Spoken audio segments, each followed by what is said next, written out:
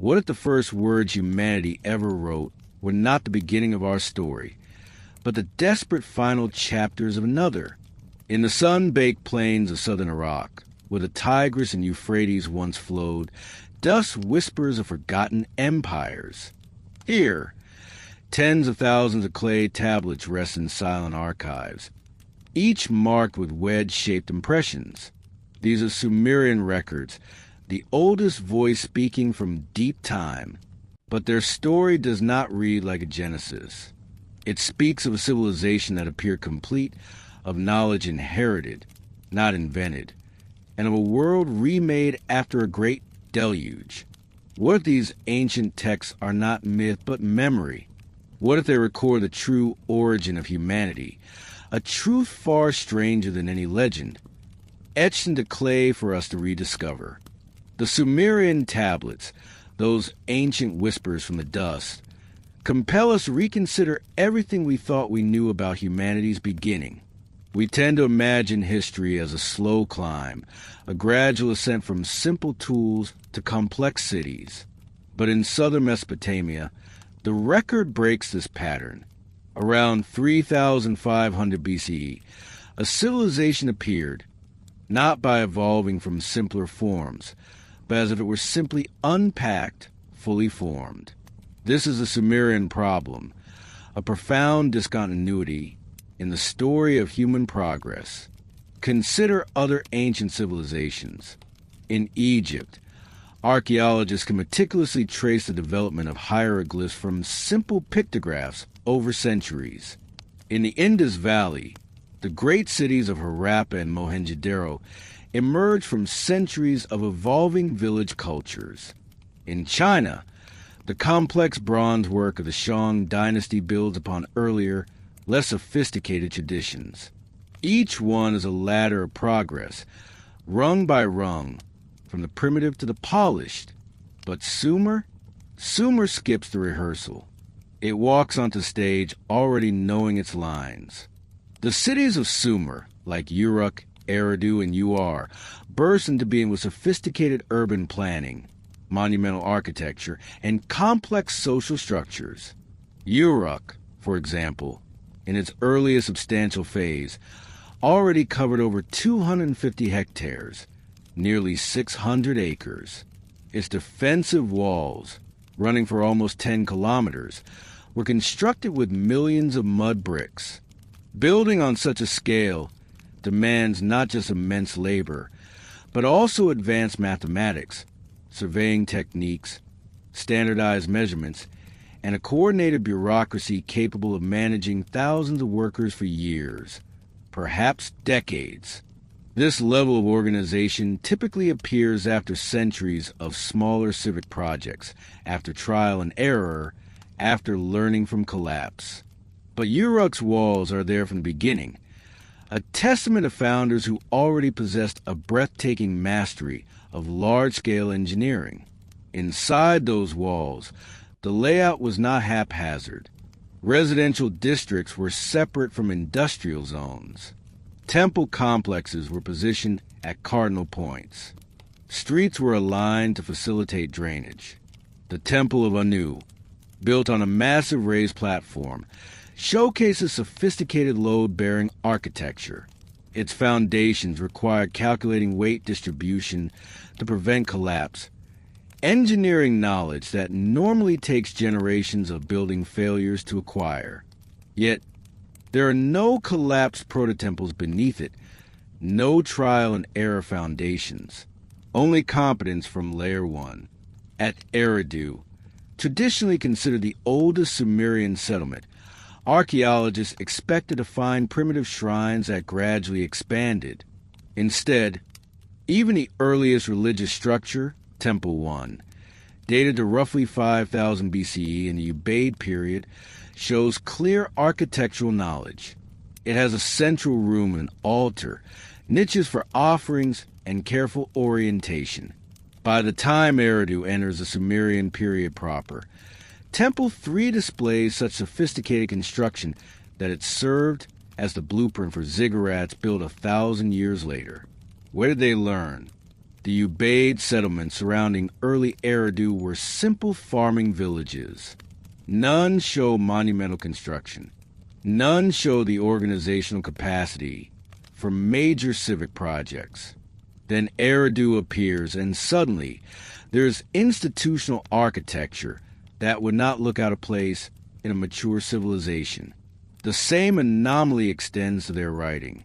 Cuneiform, the wedge-shaped script, appears in the archaeological record around 3,400 to 3,200 BCE, and it is complex from the start. It contains approximately 700 distinct symbols. For comparison, the earliest Egyptian hieroglyphics use fewer than 200 symbols and take centuries to expand their vocabulary. Early Chinese oracle bone script employs roughly 5,000 characters, but these accumulate over a millennium of development. You can track their evolution from simple pictographs to complex characters. Cuneiform 700 symbols appear simultaneously in tablets from multiple cities, suggesting not spontaneous invention in many places at once, but a dissemination of an already established system. These are not pictographs that gradually abstract into symbols. From the earliest examples, cuneiform combines logograms, symbols representing words, with phonetic elements, symbols representing sounds. This hybrid system usually takes centuries to evolve. Where's the proto-cuneiform? Where are the awkward transitional tablets, where scribes are still figuring out how to represent complex ideas? They should exist. Every writing system leaves a trail of developmental debris, ambiguous symbols, inconsistent usage, competing systems tried and abandoned. But Sumerian cuneiform appears standardized, as if someone taught it rather than invented it. Their mathematics is equally startling. The base 60 numerical system, which we still use to measure time and angles today, appears in the earliest Sumerian tablets with no preceding developmental stages. No tablet shows scribes experimenting with base 8 or base 12 before settling on 60. No evidence of competing systems tried and abandoned. 60 is simply there, already embedded in everything from weights and measures to astronomy and geometry. It is not arbitrary. 60 has more divisors than any smaller number, making it extraordinarily practical for trade, construction, and calculation. Someone chose 60 deliberately, understanding its mathematical elegance. But who and when?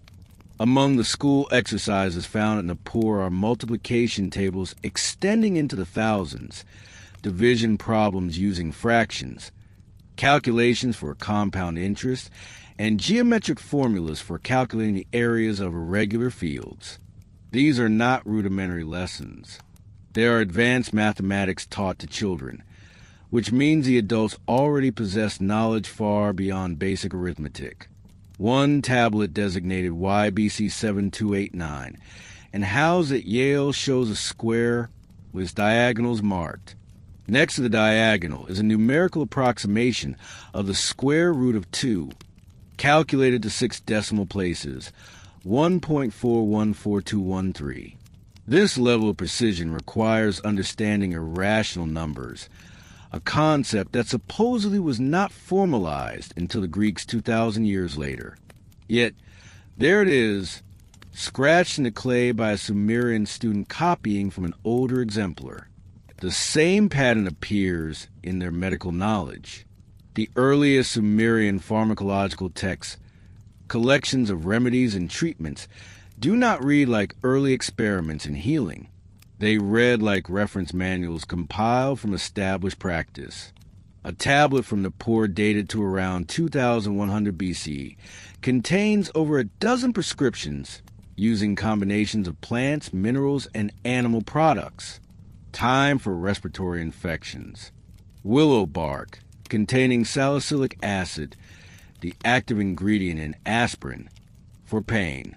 Fermented grain mixtures for digestive ailments.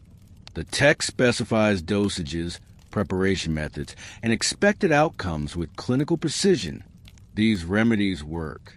Modern pharmacology has confirmed that many Sumerian medicines contain biologically active compounds effective for their stated purposes. This knowledge does not emerge overnight. It requires generations of careful observation. Yet the Sumerian medical corpus appears fully formed in its earliest attestations, as if documenting a tradition that was already ancient. Their metallurgy shows the same sophistication. By 3000 BCE, Sumerian smiths were producing bronze, an alloy of copper and tin that required precise temperature control and ratio management.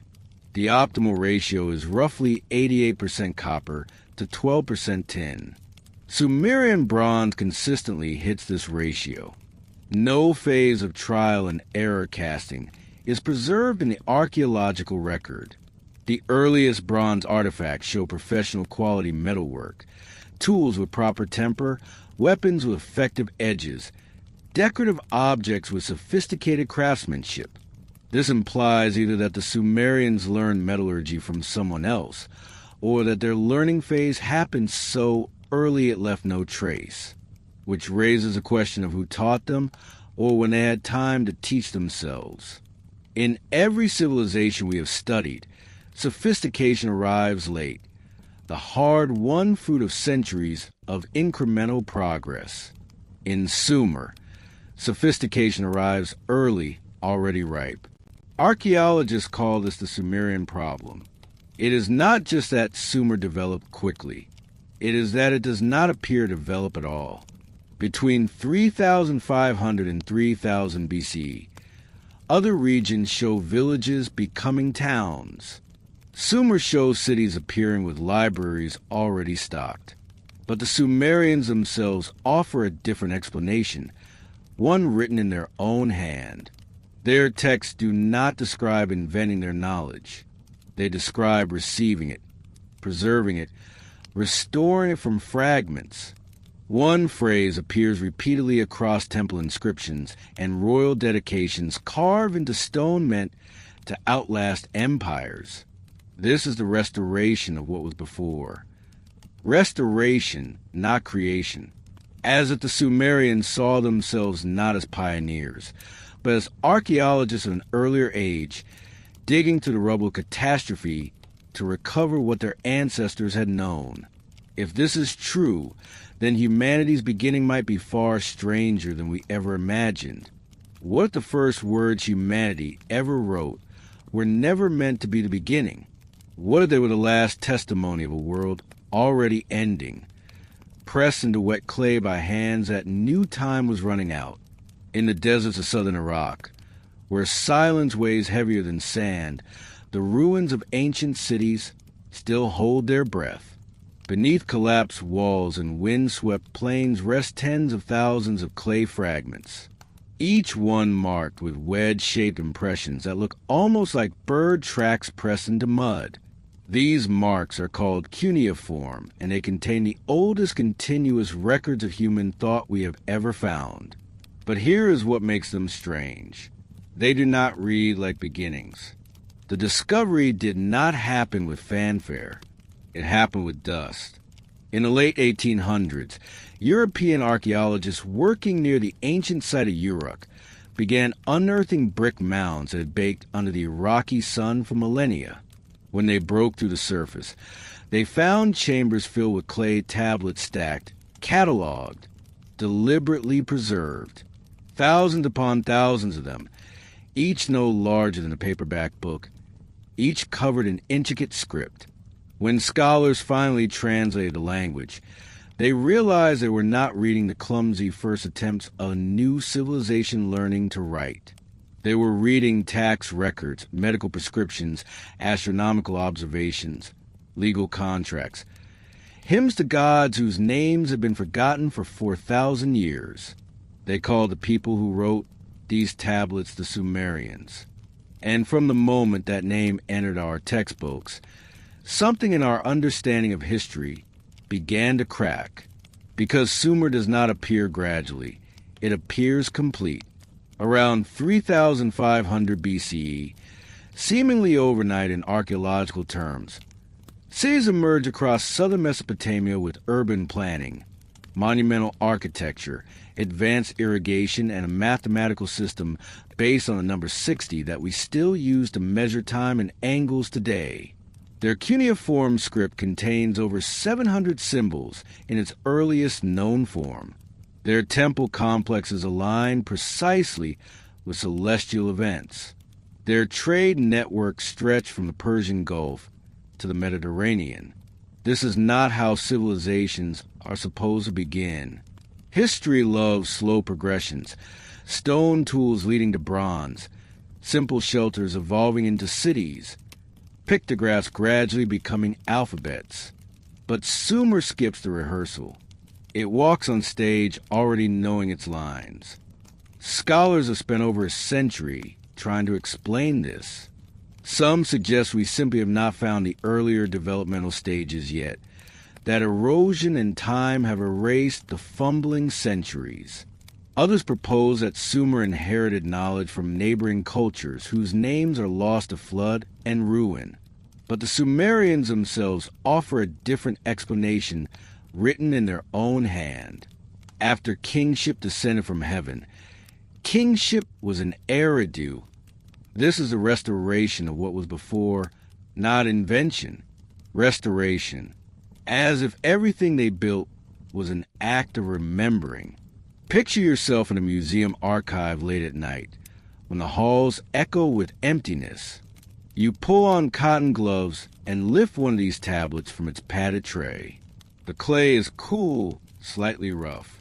Along its surface, hundreds of tiny wedge marks catch the light, each one pressed deliberately by a reed stylus held in a hand that has not existed for 5,000 years. And if you look closely enough at certain tablets, you can still see them. Fingerprints, thumbprints pressed into clay before it dried. The whorls and ridges of a Sumerian scribe, preserved like a fossil. That person lived before the pyramids, before the Minoans, before Chinese dynasties or Mesoamerican pyramids, and they were recording something they believed was important enough to survive them. Among those records are astronomical tables tracking Venus with accuracy we did not achieve again until the age of telescopes. There are multiplication tables teaching students how to calculate compound interest. There are medical texts describing surgeries and prescribing plant-based remedies. There are myths describing how humanity was fashioned from clay mixed with divine essence. Stories that contain trial and error, failed prototypes, adjustments made across generations. And running through almost everything they wrote is a recurring theme. A world before the flood, when knowledge flowed freely, when rulers lived for impossible lengths of time, when those who came from the heavens taught humanity how to measure the stars. It is easy to dismiss mythology as fantasy, but when the same story appears across continents in Akkadian tablets, Hebrew scripture, Hindu Vedas, and even Mesoamerican codices, the repetition begins to sound less like coincidence and more like shared memory carried by survivors across thousands of miles. In the 1920s, archaeologist Leonard Woolley was excavating the ancient city of Ur when his team struck something unexpected. A layer of clean flood silt over 2 meters thick deposited between distinct occupation layers. The same sterile clay appears at Shuruppak, at Kish, at Eridu, all dated to roughly the same period the Sumerians describe in their flood myths. It was not global, but it was catastrophic enough to reset civilization across an entire region. What makes this discovery unsettling is what it implies, that the Sumerians were not mythologizing. They were documenting. Their tablets describe a world divided into before and after, separated by water and devastation. And everything they rebuilt, every city, every temple, every star chart was an attempt to salvage what had been lost. When archaeologists uncovered the ziggurat at Uruk, they expected primitive foundations. Instead, They found 6 miles of defensive walls, water systems engineered with mathematical precision, and a temple complex aligned to track the winter solstice. Buried in a collapsed library, they discovered over 40,000 tablets, an archive vast enough to document every aspect of daily life, trade, ritual, and cosmic observation. But nowhere in those tablets do the Sumerians describe inventing their knowledge. They describe receiving it, preserving it, restoring it from fragments. One phrase appears repeatedly across temple inscriptions and royal dedications carved into stone meant to outlast empires. This is the restoration of what was before. Restoration, not creation. As if the Sumerians saw themselves not as pioneers, but as archaeologists of an earlier age, digging through the rubble of catastrophe to recover what their ancestors had known. Inside a quiet gallery in Berlin, a small clay cylinder rests behind glass. Its surface is covered in cuneiform dedication text describing construction of a temple to Inanna, goddess of the evening star. But nestled between the formal language of kingship and prayer is that phrase again, the restoration of what was before. And if you lean close enough to the glass, close enough that your breath fogs the surface, you can see them. The fingerprints of the scribe who shaped this cylinder 4,500 years ago, pressed into the wet clay before it hardened forever. Those ridges and whorls belonged to someone who believed they were saving something, not creating it. Saving it. Maybe that is why these tablets still whisper to us across millennia. They were not meant to announce a new beginning. They were meant to preserve the memory of what had come before. A world so thoroughly erased by time and disaster that only fragments survived, pressed into clay by hands that understood what it means to be the last generation that remembers. At night, when the museum lights dim and the halls fall silent, I imagine those tablets breathing in the darkness, each one a time capsule, each one a message from a people who knew. They were rebuilding on top of ruins. We think of ourselves as standing at the cutting edge of history, pushing forward into an unknown future. But maybe we are standing at the far end of the story that began long before we learned to write it down. A story the Sumerians tried desperately to preserve before it disappeared completely. And as the wind moves across the empty plains where Eridu and Uruk once stood, carrying dust from civilizations that rose and fell and rose again, you can almost hear what those ancient scribes were trying to tell us. This is not the beginning. This is what we managed to save. So, let us return to the clay, to the moment when silence broke and the oldest testimony began, to the deserts of southern Iraq, where everything we think we know about human origins was written once, and then buried for 3,000 years beneath the weight of empires that never knew the Sumerians had come before them. The clay tablets do not burn. They have survived fires that consumed the wooden shelves they rested on, floods that collapsed the mudbrick archives around them, and the slow erosion of 5,000 years of wind. When a building caught fire in ancient Sumer, the heat did not destroy their records. It baked them harder, preserving them like ceramics in a kiln. This is how memory survives. By accident, by catastrophe, by the very disasters meant to erase it. Segment 2. Cuneiform cryptograms. Voices from a void. But the Sumerians themselves offer a different explanation, one written in their own hand. Their texts do not describe inventing their knowledge. They describe receiving it, preserving it, restoring it from fragments. One phrase appears repeatedly across temple inscriptions and royal dedications carved into stone meant to outlast empires. This is the restoration of what was before. Restoration, not creation. As if the Sumerians saw themselves not as pioneers, but as archaeologists of an earlier age, digging through the rubble of catastrophe to recover what their ancestors had known. If this is true, then humanity's beginning might be far stranger than we ever imagined. This idea leads us directly into the heart of the Sumerian written record, to the fragments that refuse to conform to our tidy historical narratives. The cuneiform tablets, these ancient cryptograms from the void, whisper of origins that defy reason and expectation. Among the earliest discoveries from the Mesopotamian sands was a document unlike any other. In 1906, Hermann Hilprecht was cataloging fragments at the University of Pennsylvania Museum when he noticed something strange about a small clay prism from Nippur. It was not a receipt or a hymn. It was a list, a chronological record of every king who had ever ruled Sumer, stretching back to the beginning of time itself. He called it the Sumerian King List, and within a decade, it would become one of the most debated documents in archaeology. The prism is compact, about the size of a tall coffee mug, with columns of cuneiform covering all four sides. Other copies would eventually surface. Fragments from Larsa, duplicates from Ur, later Babylonian versions found at Nineveh. Each one tells the same story with minor variations in spelling or order, but the core structure remains consistent across centuries and cities. The text begins with a declaration. After kingship descended from heaven, kingship was in Eridu. Then it lists the rulers of Eridu, Alulim, who reigned for 28,800 years, Alauga, who reigned for 36,000 years.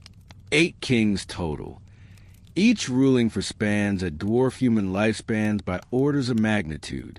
After Eridu come the kings of Bad Tibura, then Larik, then Sapar, then Shurapak, each city listing rulers whose reigns stretch into the tens of thousands of years. And then abruptly the text pivots. The flood swept over.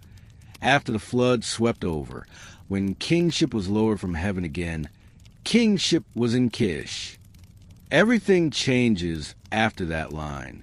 The post-flood kings rule for decades, maybe a century or two at most, lengths that, while exaggerated, fall within the realm of human possibility. Edna of Kish reigns for 1,500 years, which is still absurd, but nothing like the 43,200-year reign attributed to Enmenluana of Bad Tibura. Scholars initially dismissed the pre-flood section as pure mythology, a creation story dressed up as history, symbolic figures representing cosmic ages or divine eras before human time properly began. The post-flood kings, by contrast, begin to align with archaeological evidence. Some of the later names match rulers whose inscriptions have been found, whose tombs have been excavated, whose historical existence is independently confirmed. So the standard interpretation became: myth transitions to legend, which gradually transitions to history.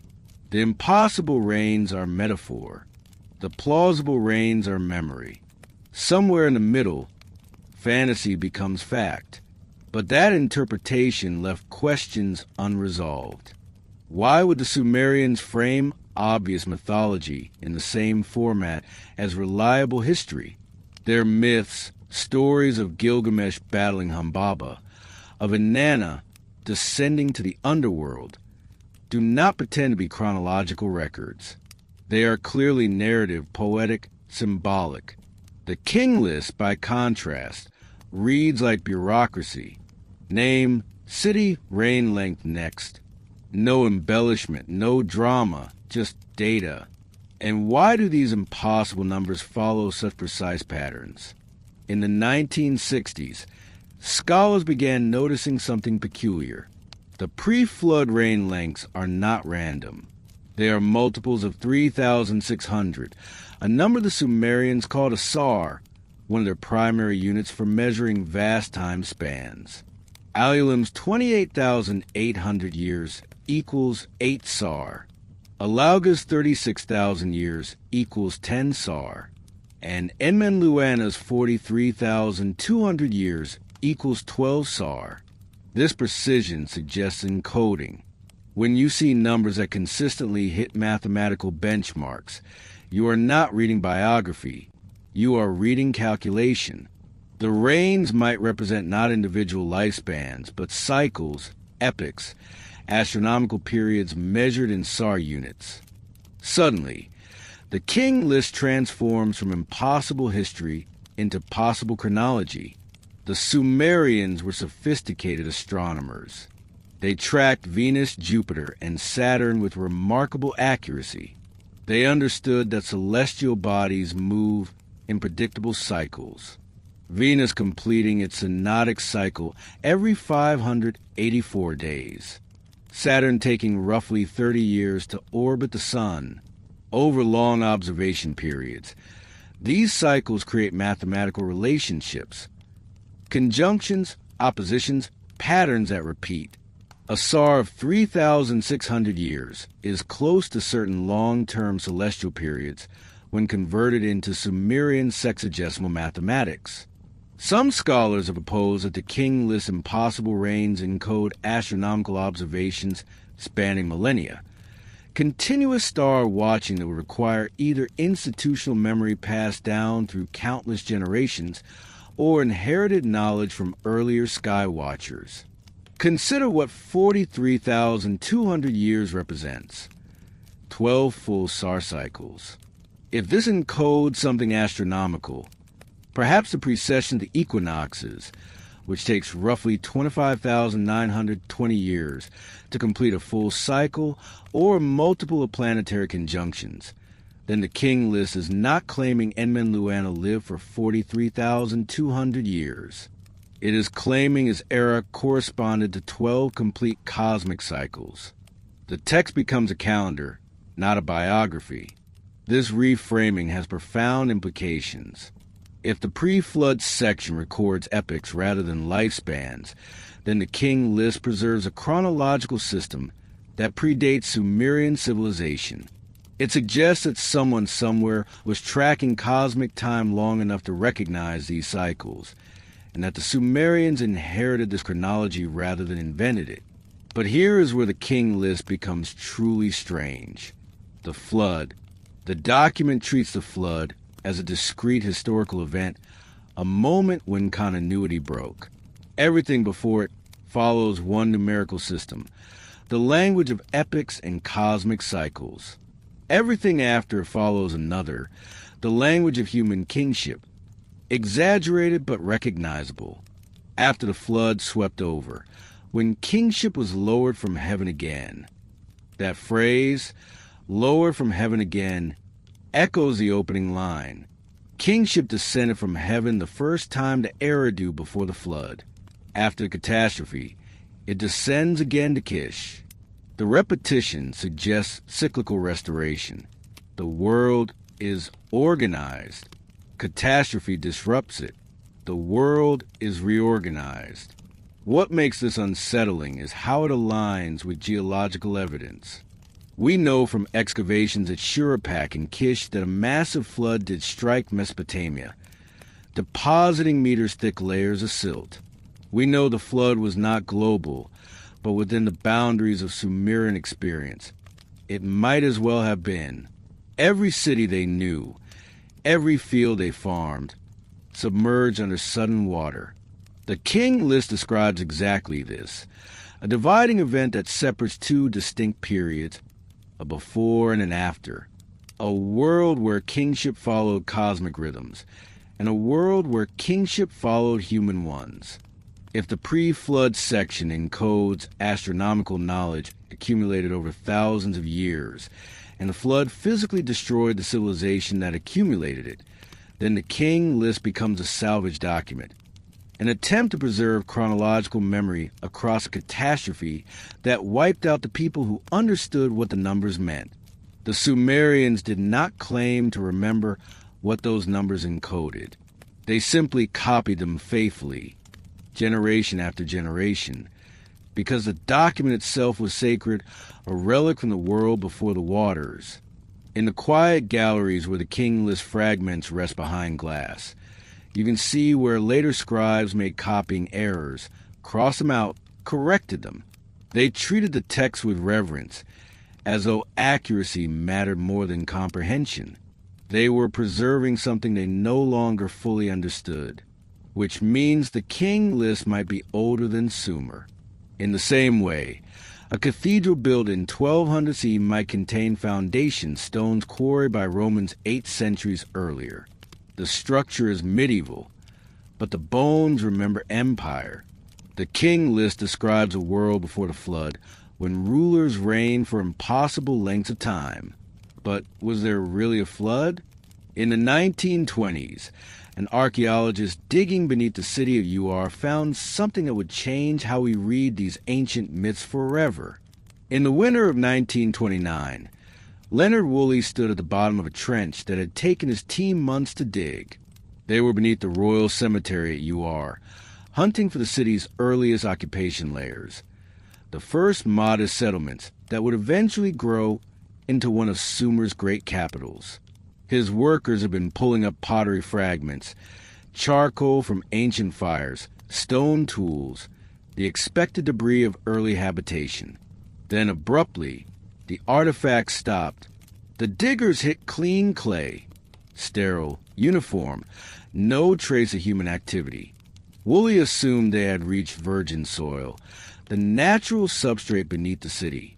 He was about to call the excavation complete when he decided, more from thoroughness than expectation, to dig deeper. 2.5 meters down, through that lifeless clay, the artifacts began again. Pottery, flint tools, charcoal. Beneath the flood layer lay another city, another culture, another world entirely. Something had buried it under 8 feet of water, deposited silt. And then, after the waters receded, a new civilization had built directly on top of the remains. Woolley called the trench profile a sandwich of history. Human occupation, catastrophic flood, human occupation. The middle layer was not gradual sedimentation from centuries of seasonal flooding. It was deposition from a single overwhelming event, water moving with such force and volume that it scoured the landscape clean, leaving nothing but mud. When Woolley published his findings, he made a claim that generated headlines across the world. He had found evidence of Noah's flood. The biblical reference was dramatic, but the archaeology was sound. The flood layer at Ur dated to roughly 2,900 to 3,000 BC, precisely the period when the Sumerian king list describes kingship being lowered from heaven again after the waters swept over. The timing was not approximate. It was exact. But Ur was not the only site. At Shuruppak, the city where the Sumerian flood hero Utnapishtim ruled, according to myth, excavators found the same sterile clay layer, roughly 2 meters thick, separating earlier occupation from later rebuilding. At Kish, another major Sumerian city, the pattern repeated. Artifacts, flood silt, artifacts. At Eridu, where the king list claims kingship first ascended, archaeologists uncovered evidence of abandonment and reconstruction following a major inundation event. Not every Sumerian site shows this layer. Some cities sit on higher ground that the waters never reached. Others were founded after the flood and carry no memory of what came before. But across the low-lying plains where the Tigris and Euphrates converge, the geological testimony is consistent.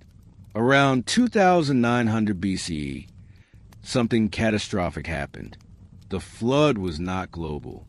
It did not cover mountains or drown the entire earth. But within the boundaries of Mesopotamian experience, within the world the Sumerians knew, it was total. Every field, every village, every city along the river valley submerged. For people whose entire universe consisted of the land between 2 rivers, the flood was the end of the world. And then it appears everywhere. The Hebrew book of Genesis describes Noah building an ark to survive waters that covered the earth for 150 days. God warns him in advance. He brings animals, family, seeds. After the waters recede, humanity begins again with Noah's descendants. The details differ, but the structure remains: warning, survival, rebuilding. Except Genesis was not the original telling.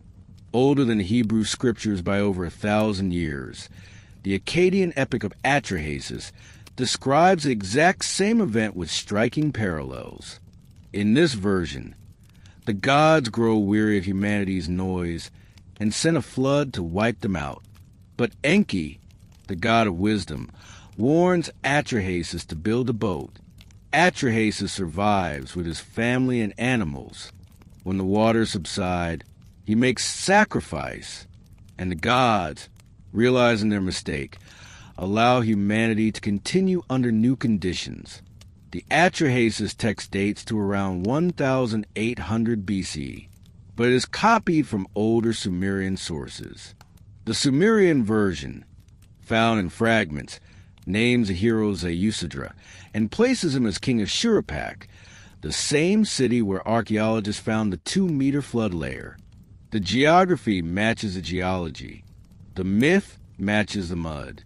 Further north, Ugaritic texts from ancient Syria describe Baal battling Yam, the sea god who threatens to overwhelm the earth with primordial waters. The cosmology differs, but the underlying memory persists. A time when water nearly destroyed everything. Across the Arabian Sea, Hindu scriptures record the Pralaya, a cosmic deluge that ends each age of the world. Manu, warned by a divine fish, builds a boat and preserves the seeds of life. After the waters recede, he repopulates the earth. The Indian version elevates the flood to cosmic necessity, but the core narrative remains: warning, survival, vessel, rebirth. An ocean away in Mesoamerica, Aztec and Maya texts describe multiple destructions of previous worlds, several by flood.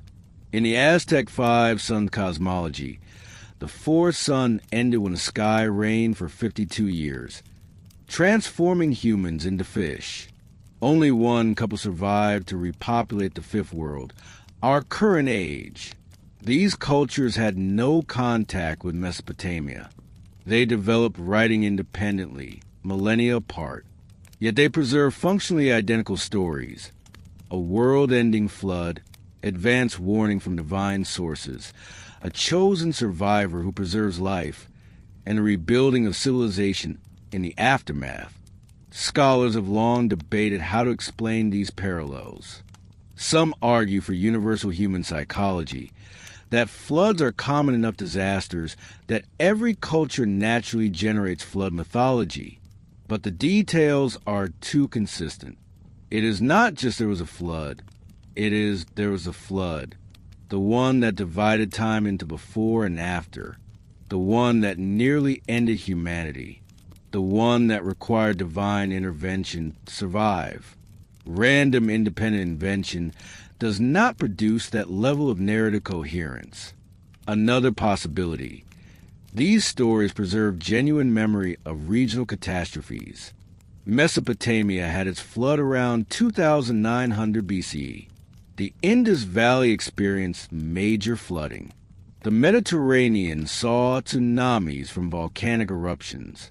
Perhaps each culture documented its own disaster, and the stories later merged and migrated through trade routes.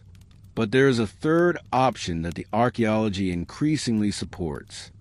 Something widespread happened at the end of the last ice age, between 12,000 and 10,000 BCE, when massive ice sheets melted and sea levels rose over 100 meters worldwide. Coastal settlements, if they existed, drowned beneath what is now shallow seabed. Entire landscapes transformed. Ecosystems collapsed and reformed. If humans witnessed that transformation, if they carried stories of the time before the waters came, those memories might have persisted through oral tradition for thousands of years until writing finally captured them. By then, the original event had fractured into regional variants, adapted to local theologies, but retaining the core. Water came, the old world ended, survivors rebuilt. The Sumerian version might be the oldest written testimony of that memory. the first culture with writing sophisticated enough to document what their ancestors remembered, which means the flood was not merely a myth. It was a reset, a moment when continuity shattered and the world began again. And the Sumer that emerged afterward was not inventing civilization. It was restoring it from fragments, rebuilding on top of ruins, both physical and cultural. The geological evidence confirms it. Beneath Sumerian cities lies proof of catastrophe. And on Sumerian tablets lies proof that they knew exactly what had been lost. But if the flood destroyed an earlier civilization, how did any knowledge survive at all? How did the Sumerians possess mathematics, astronomy, and architectural sophistication that should have required centuries to develop? The answer might lie in the one thing water cannot wash away: knowledge deliberately preserved. Knowledge so important that someone made certain it survived the rising waters. If you want to know what hour it is, you look at a clock divided into 60 minutes. If you want to measure an angle, you use a circle divided into 360 degrees. If you want to navigate by the stars, you divide the celestial sphere into coordinates based on multiples of 6. You are using Sumerian mathematics. The base 60 system notation appears in the earliest Sumerian tablets with no preceding developmental stages. No tablet shows scribes experimenting with base 8 or base 12 before settling on 60. No evidence of competing systems tried and abandoned.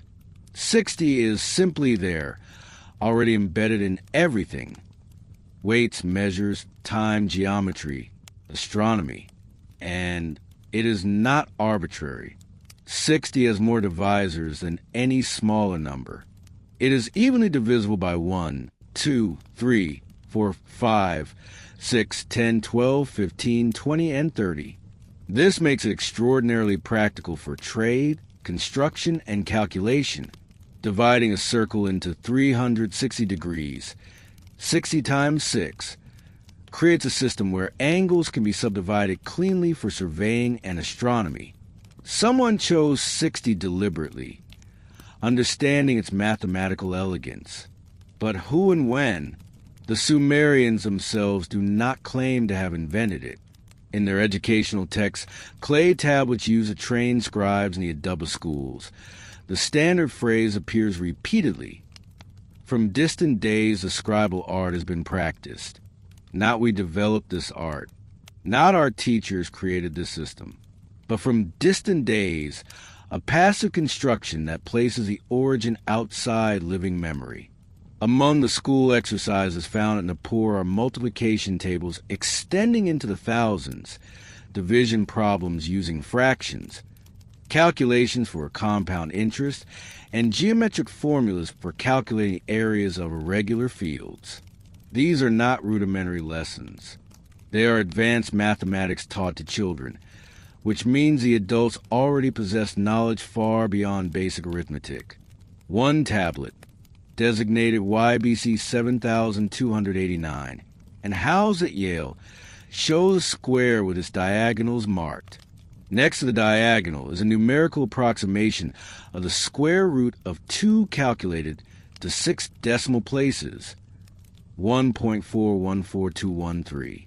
This level of precision requires understanding of rational numbers, a concept that supposedly was not formalized until the Greeks 2,000 years later. Yet, there it is, scratched in the clay by a Sumerian student copying from an older exemplar. The same pattern appears in their medical knowledge. The earliest Sumerian pharmacological texts, collections of remedies and treatments, do not read like early experiments in healing. They read like reference manuals compiled from established practice. A tablet from Nippur dated to around 2100 BCE contains over a dozen prescriptions using combinations of plants, minerals, and animal products. Time for respiratory infections. Willow bark containing salicylic acid, the active ingredient in aspirin, for pain. Fermented grain mixtures for digestive ailments. The text specifies dosages, preparation methods, and expected outcomes with clinical precision. These remedies work. Modern pharmacology has confirmed that many Sumerian medicines contain biologically active compounds effective for their stated purposes. This knowledge does not emerge overnight. It requires generations of careful observation. Which plants help? Which harm? In what combinations? At what doses? Yet the Sumerian medical corpus appears fully formed in its earliest attestations, as if documenting a tradition that was already ancient. Their metallurgy shows the same sophistication. By 3000 BCE, Sumerian smiths were producing bronze, an alloy of copper and tin that requires precise temperature control and ratio management. Too much tin, and the metal becomes brittle. Too little, and it does not harden properly. The optimal ratio is roughly 88% copper to 12% tin. Sumerian bronze consistently hits this ratio. No phase of trial and error casting is preserved in the archaeological record. The earliest bronze artifacts show professional quality metal work. Tools with proper temper, weapons with effective edges, decorative objects with sophisticated craftsmanship. This implies either that the Sumerians learned metallurgy from someone else, or that their learning phase happened so early it left no trace, which raises the question of who taught them, or when they had time to teach themselves. Their legal code suggests similar inheritance. The earliest Sumerian law collections, fragments predating Hammurabi's famous code by centuries, contain complex jurisprudence, laws distinguishing between premeditated and accidental harm, statutes governing property disputes and inheritance rights, regulations for commercial contracts and debt management. Legal systems this nuance typically evolve through case law, real disputes revealing gaps that subsequent legislation addresses. But Sumerian law appears comprehensive immediately, as if the framers already anticipated the full spectrum of human conflict. And then there is their astronomy. The Amisaduqa tablets, named after the Babylonian king, who commissioned their copying around 1650 BCE, record observations of Venus over a 21-year period. These are not mythological descriptions. They are data logs. In month X, day Y, Venus appeared in the east.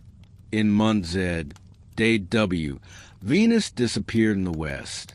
The observations are accurate to within a single day across the full cycle. This precision requires continuous monitoring across generations.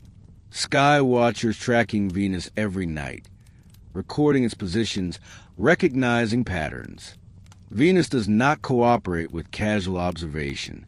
Its synodic period, the time between identical configurations as seen from Earth, is roughly 584 days, meaning a complete cycle of patterns takes years to document fully. The Amisaduqa tablets preserve data that required institutional commitment spanning decades, possibly centuries, and they are copies of older Sumerian originals, meaning the observational tradition extends even further back. Meanwhile, the ziggurats, those massive step pyramids dominating Sumerian cities, were not purely religious monuments. They were astronomically aligned.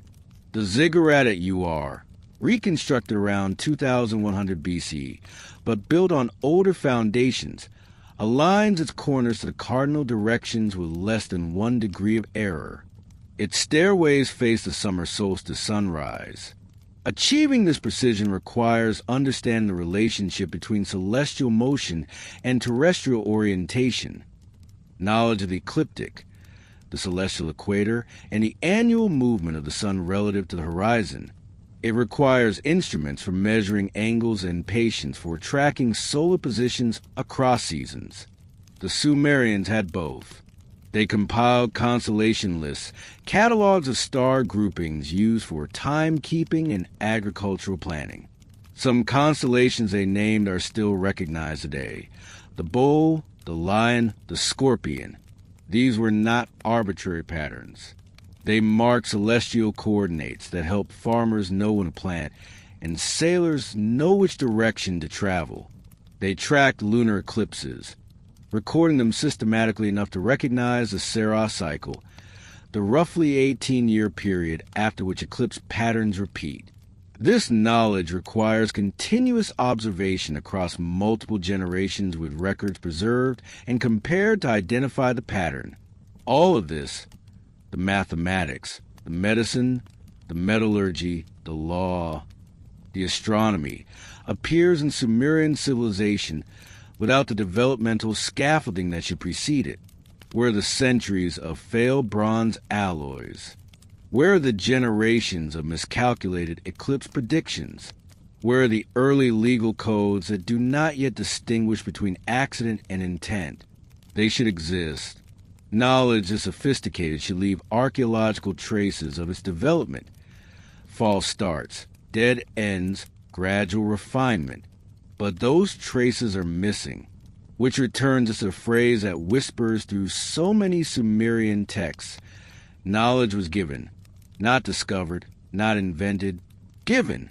The tablets describe a time before the flood, when wisdom flowed freely, when divine teachers walked among humans, when the mysteries of the cosmos were revealed rather than puzzled out. We have treated this as mythology, as primitive people attributing their own achievements to gods, because they could not imagine human ingenuity as sufficient. But what if it is documentation? What if given simply means inherited, passed down from teachers whose names are forgotten, from a time before catastrophe erased continuity? The flood layer at UR is 2.5 meters thick. Beneath it lies an older civilization with its own pottery styles, its own tool traditions, its own lost knowledge.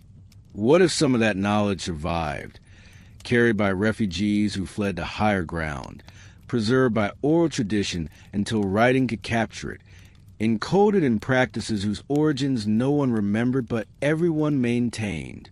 The Sumerians might not have invented their sophistication. They might have inherited it, fragmentary and incomplete, from people who lived before the waters came, which raises a question that defines everything else. Who were those people? Who passed the knowledge on? The answer might lie not in what the Sumerians knew, but in how they spoke, in the language itself, which appears in history as mysteriously as the knowledge it was used to record. Languages evolve the way rivers carve valleys, gradually, visibly, leaving traces of every stage along the way. Latin transforms into Italian, Spanish, French, and Romanian over centuries of phonetic drift and grammatical simplification. We can track these changes through inscriptions, documents, and regional dialects.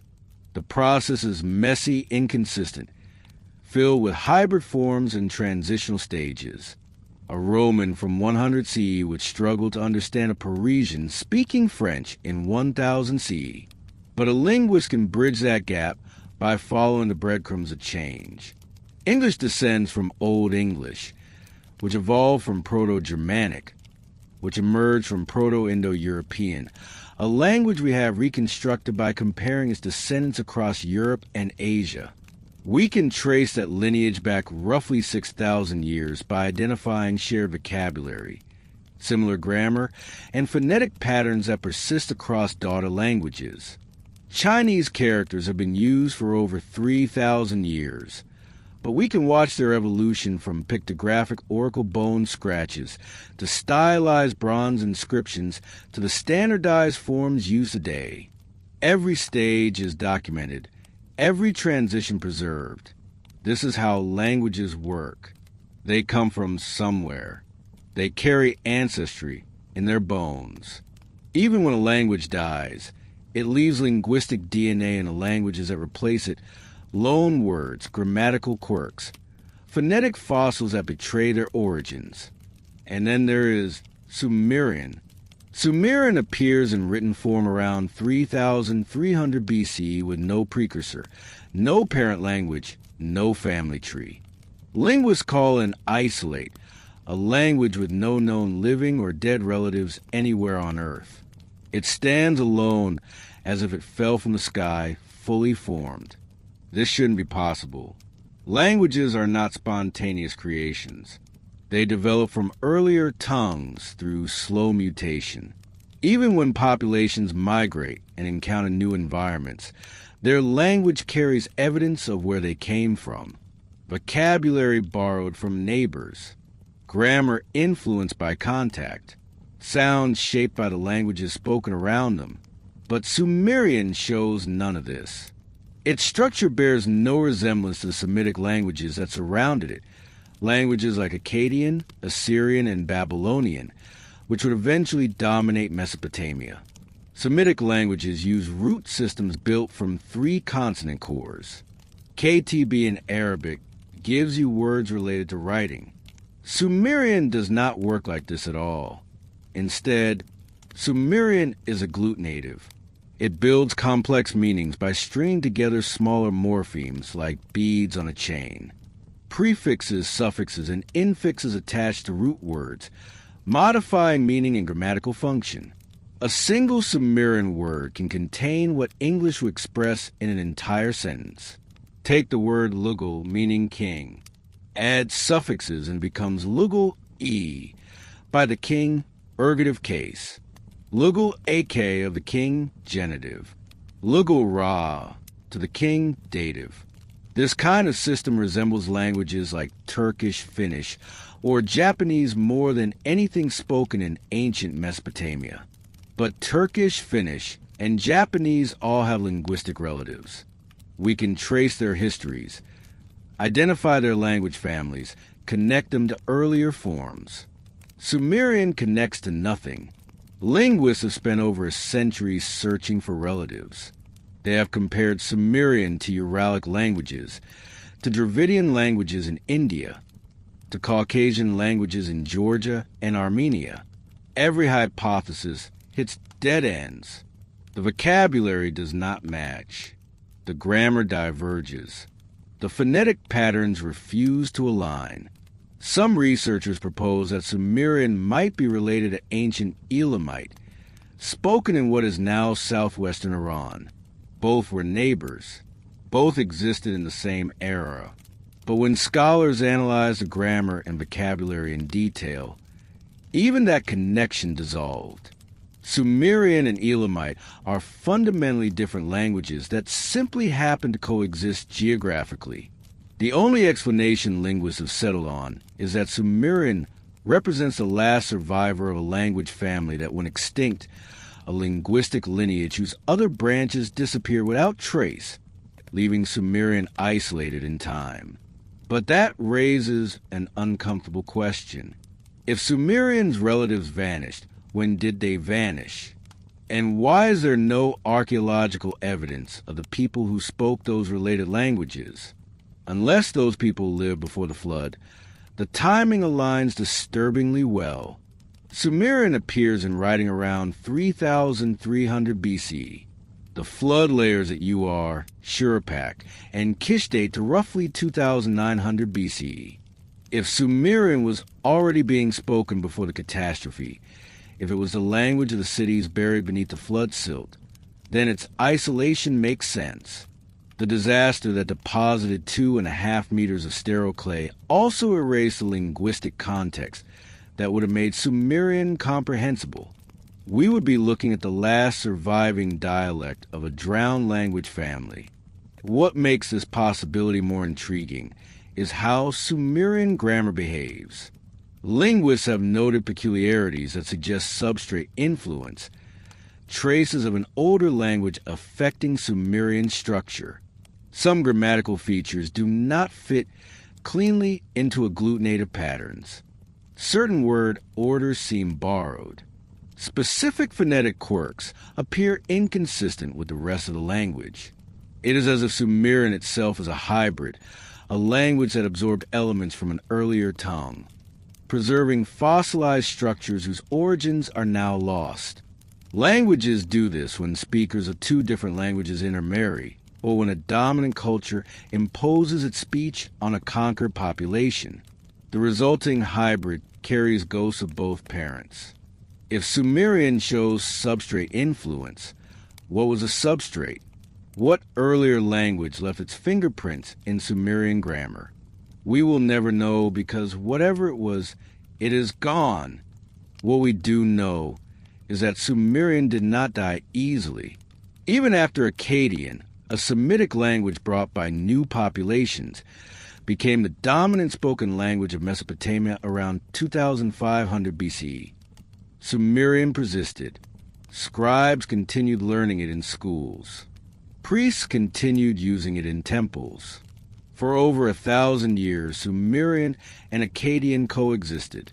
Akkadian for daily life, Sumerian for scholarship and ritual. By 2000 BCE, Sumerian had stopped being anyone's native language. No children learned it at home, yet it remained essential. Babylonian kings commissioned Sumerian inscriptions to legitimize their rule.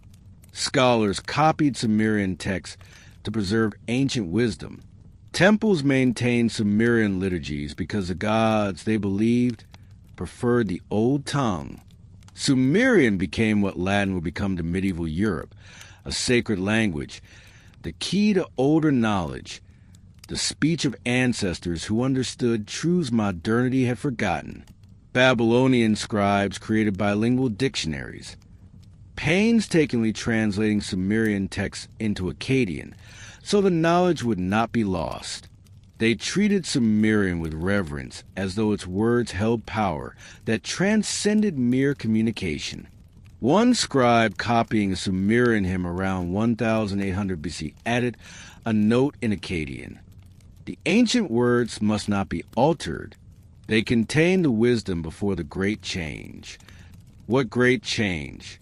The flood? The transition from Sumerian to Akkadian dominance?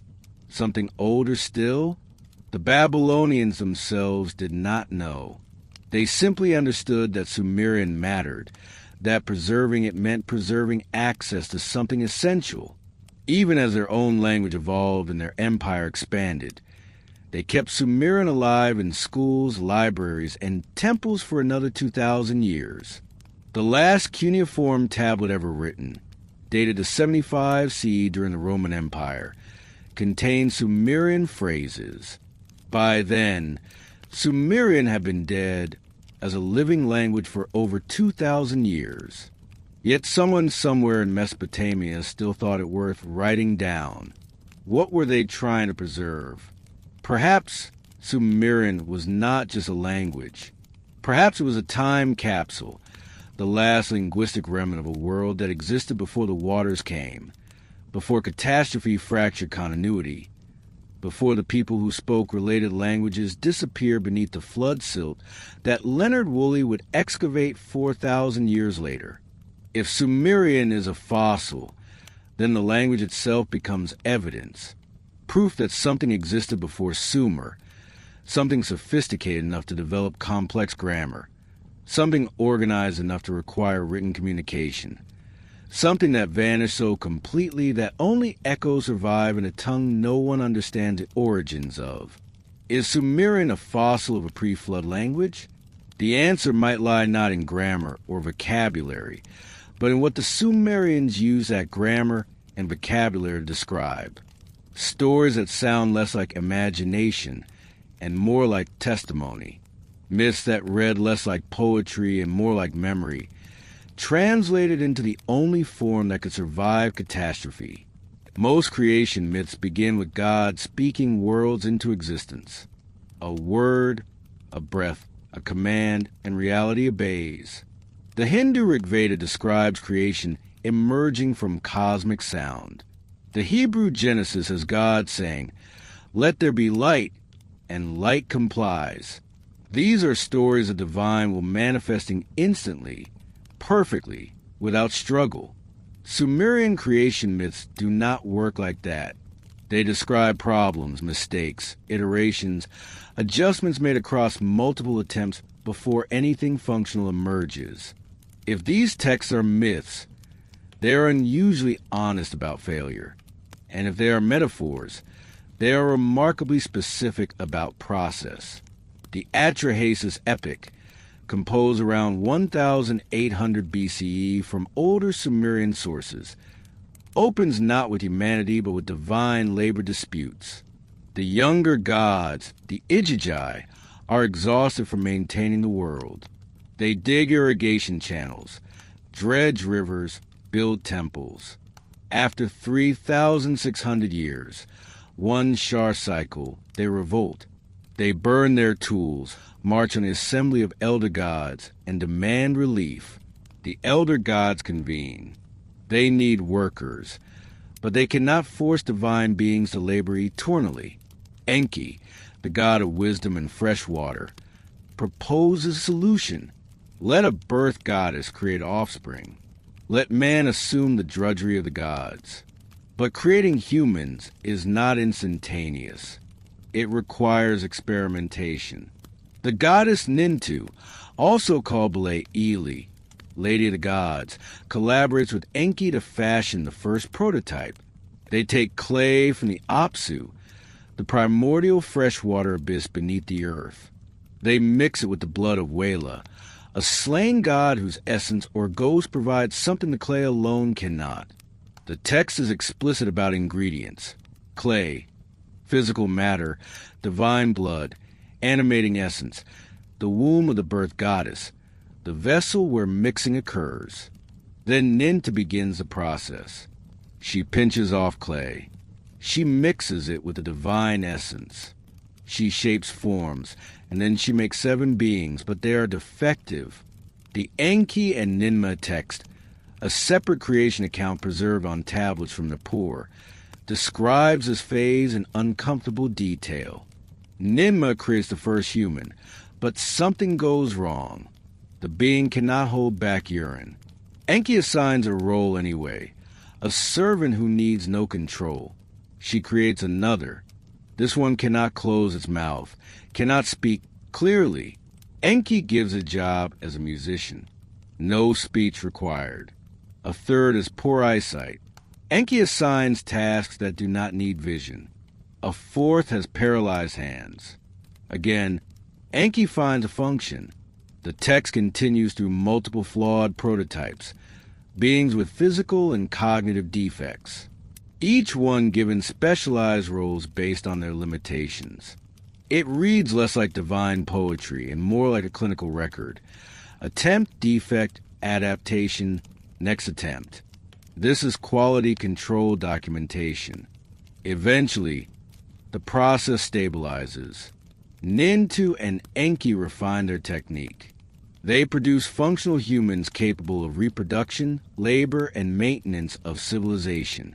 The text describes 14 birth goddesses, 7 creating males, 7 creating females, establishing reproductive populations rather than a single breeding pair. The language throughout is procedural. The gods do not wave hands and speak humans into existence. They mix, shape, test, adjust, and iterate. There's craftsmanship here, not miracle. Engineering, not magic. What makes this even stranger is the purpose. Humans are not created for companionship, moral testing, or worship, at least not initially. They are created to work, to dig canals, to maintain temples, to perform the agricultural and infrastructural labor the gods find tedious. Let man bear the yoke. Let him carry the basket of the gods. This is not theological poetry about humanity's sacred purpose. It is a job description. And the divine essence mixed into clay? The text calls it te, a word that can mean intelligence, consciousness, understanding. The blood of Wela contains something that transforms inert clay into thinking beings. The myth does not explain what te is biologically, but it treats it as a transferable substance, something that can be mixed, shared, inherited. We read this as metaphor because the alternative is too strange, that the Sumerians were attempting to document a process they had witnessed or inherited knowledge of, encoding it in the only framework available to them, mythic narrative, where gods do the work humans observe. But consider the structure. Creation myths from other cultures describe instantaneous perfection. The Judeo-Christian Genesis has God creating humans complete and functional on the sixth day. The Greek Prometheus molds humans from earth and gives them fire, but there is no intermediate stage of failed prototypes. Egyptian creation myths have Khnum forming humans on a potter's wheel, each one emerging perfectly formed. Only Sumerian creation accounts include failure, adjustment, and incremental improvement, the hallmarks of experimentation. Scholars interpret this as philosophical reflection on human imperfection. The flawed early humans represent the range of human disabilities and limitations, and the myth functions as social commentary. Even imperfect beings have value and roles. But why structure it as sequential experimentation? Why include trial and error at all if the point is simply to acknowledge human diversity, unless the structure itself is the memory? The ancient world had no concept of genetics, no vocabulary for heredity beyond bloodline, no framework for understanding biological inheritance. If someone from a preliterate culture observed selective breeding, whether of animals or something else, how would they describe it? They would need metaphor. They would need narrative containers for processes they perceived but could not explain scientifically. The gods mixed clay with divine essence might be the only way to say someone combined elements to create new forms. They made mistakes and corrected them might be the only way to preserve there was a process involving failure and refinement. The texts themselves encourage this reading. They are procedural, not poetic. They describe steps, sequences, and outcomes. They sound less like spiritual allegory and more like technical documentation translated into mythological language, because no other language existed yet. What if the Sumerians inherited knowledge of human origins, not complete understanding, but fragmented memory of observations made before writing existed to record them properly? What if those memories survived through oral tradition until the first scribes tried to capture them in cuneiform? They could not write. A deliberate process involving selection and refinement produced modern humans. They did not have those words. They did not have that conceptual framework. But they could write, "The gods shaped us from earth and essence, tried and failed, then tried again until we worked." And so they did. The creation tablets do not claim humanity arose by chance or divine whim. They claim humanity was made deliberately, carefully, through a process that required knowledge, skill, and multiple attempts. The gods in these stories are not distant cosmic forces. They are active participants with specific roles. Enki provides wisdom. Ninta provides the biological vessel. Lesser deities carry out the work. If we strip away the divine names and read these as process documents, as records of how rather than who, the texts become testimony. Someone, somewhere, understood enough about life to shape it intentionally, and the Sumerians preserved that understanding in the only format that could survive without scientific terminology, myth. Did the Sumerians encode humanity's origin story in mythic language because it was the only way they could preserve it? The question leads directly to the next. Who were these gods who possessed such knowledge? The Sumerians had a name for them, repeated across every text, every temple, every astronomical record. They called them the Anunnaki, and their role in Sumerian civilization was far more complex than modern retelling suggests. In a cylinder seal from UR, dated to around 2600 BCE, 7 figures sit in judgment. They are arranged in formal hierarchy, robed and bearded, holding symbols of authority. Above them, a single line of cuneiform identifies them. The Anunnaki, the great gods who decree fate. They appear across thousands of texts carved into temple walls. pressed into clay tablets, invoked in hymns and legal formulas. They are not abstract cosmic forces. They have names, genealogies, responsibilities, and relationships. They argue, compete, form alliances, and occasionally make catastrophic mistakes. They are portrayed as rulers, but rulers who once walked among humans. The Sumerian term Anunnaki breaks down linguistically as Anunnaki, offspring of Anu, the sky god who presides over the divine assembly. They function as the administrative tier of the cosmos, judges who determine destinies, lawgivers who establish order, managers who oversee the operation of the world. But their roles are not vague or symbolic. The texts assign them specific portfolios. Enki, chief among the Anunnaki, governs freshwater, wisdom, and craftsmanship. He teaches humans irrigation, mathematics, and writing. Enlil controls wind, storms, and agriculture. He determines when crops succeed or fail.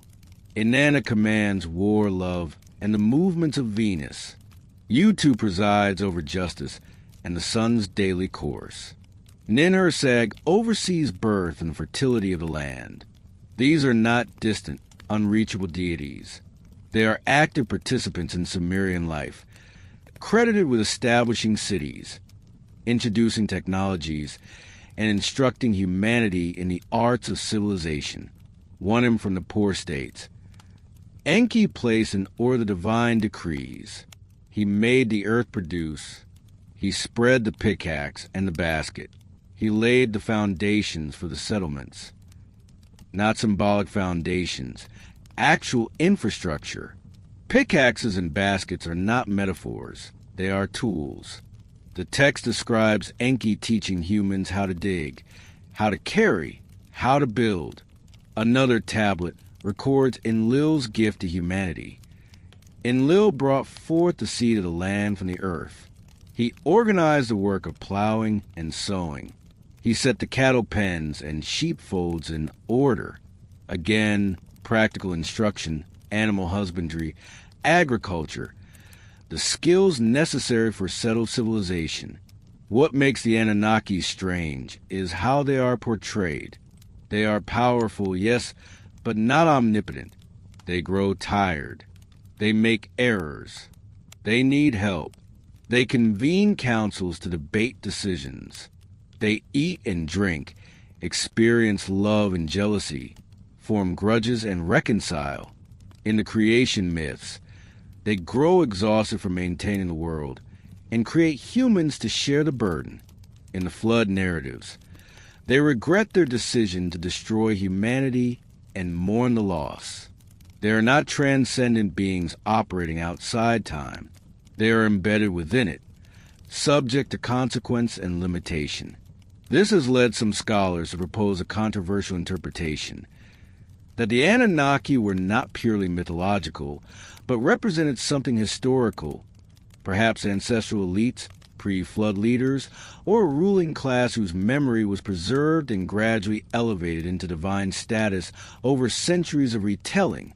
Ancestor deification is common across cultures. The Romans declared emperors divine after death. The Chinese venerated imperial ancestors as godlike figures. Egyptian pharaohs were considered living gods, intermediaries between humanity and the cosmic order. If the Anunnaki were originally revered ancestors, survivors of the pre-flood world perhaps, who preserved crucial knowledge, they could have been mythologized into gods as memory faded and distance increased. The structure of Sumerian theology supports this reading. Unlike monotheistic systems where God exists outside creation, the Anunnaki inhabit the world. They live in temples, physical structures requiring maintenance. They consume food offerings brought by worshippers. They have offspring who intermarry with humans, producing hybrid lineages. The Sumerian king list describes certain early kings as children of divine parents, human mothers, Anunnaki fathers. This blending of mortal and divine bloodlines appears repeatedly in Sumerian genealogies, suggesting either mythological legitimation of royal power or genuine belief that certain lineages descended from pre-flood elites who married into post-flood populations. Yet, if these lineages descended from pre-flood elites who married into post-flood populations, what precisely did that make them?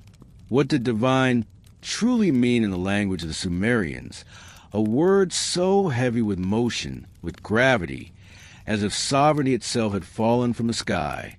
Perhaps it was not merely a poetic metaphor, but a literal memory, a recollection of arrivals from a place far beyond the earthly. The Sumerians spoke of the Anunnaki, great beings who came from the heavens to shape the destinies of men. In some texts, they are judges, in others, architects of life itself. The gods, Enki and Lil Ninhursag, were not distant abstractions. They worked not with miracles, but with intention, their presence etched into the very fabric of Sumerian memory. When they spoke of heaven, the Sumerians did not merely mean the sky above. It was a dimension of order, a realm of beings whose actions set the rhythm of existence below. The descent of kingship may have been a descent of knowledge or flesh that remembered another form. Beneath the sands of Iraq, archaeologists uncovered layer upon layer of cities built atop one another. Eridu, Uruk, Kish, each rising from the ruins of the last, as if every generation tried to rebuild a memory of something it could no longer quite recall. But the lowest levels, the oldest ones, are often found beneath layers of silt, evidence of catastrophic flooding. The story of Utnapishtim, who survived the divine deluge in the Epic of Gilgamesh, echoes the same pattern found in Genesis in the tale of Noah. Across continents, the story repeats. A civilization erased, a chosen remnant saved, a new beginning written upon the remnants of the old. And yet, even in these earliest tablets, there's a strange confidence, an awareness of events that seem far older than they should. The Sumerians wrote about the arrangement of the stars, about the paths of planets invisible to the naked eye. They charted the movements of Venus and Jupiter with a precision not rediscovered until millennia later. They knew that the moon's cycles governed tides and fertility, that time itself was a sacred rhythm to be measured and named. How could a people so newly emerged from prehistory hold knowledge that should have taken centuries of observation? Perhaps, as some scholars quietly wondered, they did not discover it. They remembered it. Consider the temple reliefs and cylinder seals found in the ruins.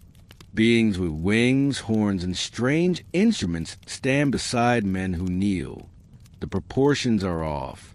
The gods tower, their heads elongated, their eyes vast and unblinking. The Sumerians carved them with precision, not imagination. Were these gods divine archetypes or memories of another species? Early 20th century archaeologists unearthed skulls in southern Mesopotamia with unnatural cranial elongations, later dismissed as ritual modification. But in the dim vaults of museum storage rooms, such bones remain unsettling. They seem both human and not. Language, too, carries traces of this inheritance. The word Adamu in Sumerian means to make or to mold. The Hebrew Adam, likely drawn from it, means the ground. In both, there is the idea of fabrication rather than birth. Humanity is an artifact. When the Sumerians spoke of races, they did not refer to color or tribe, but lineage.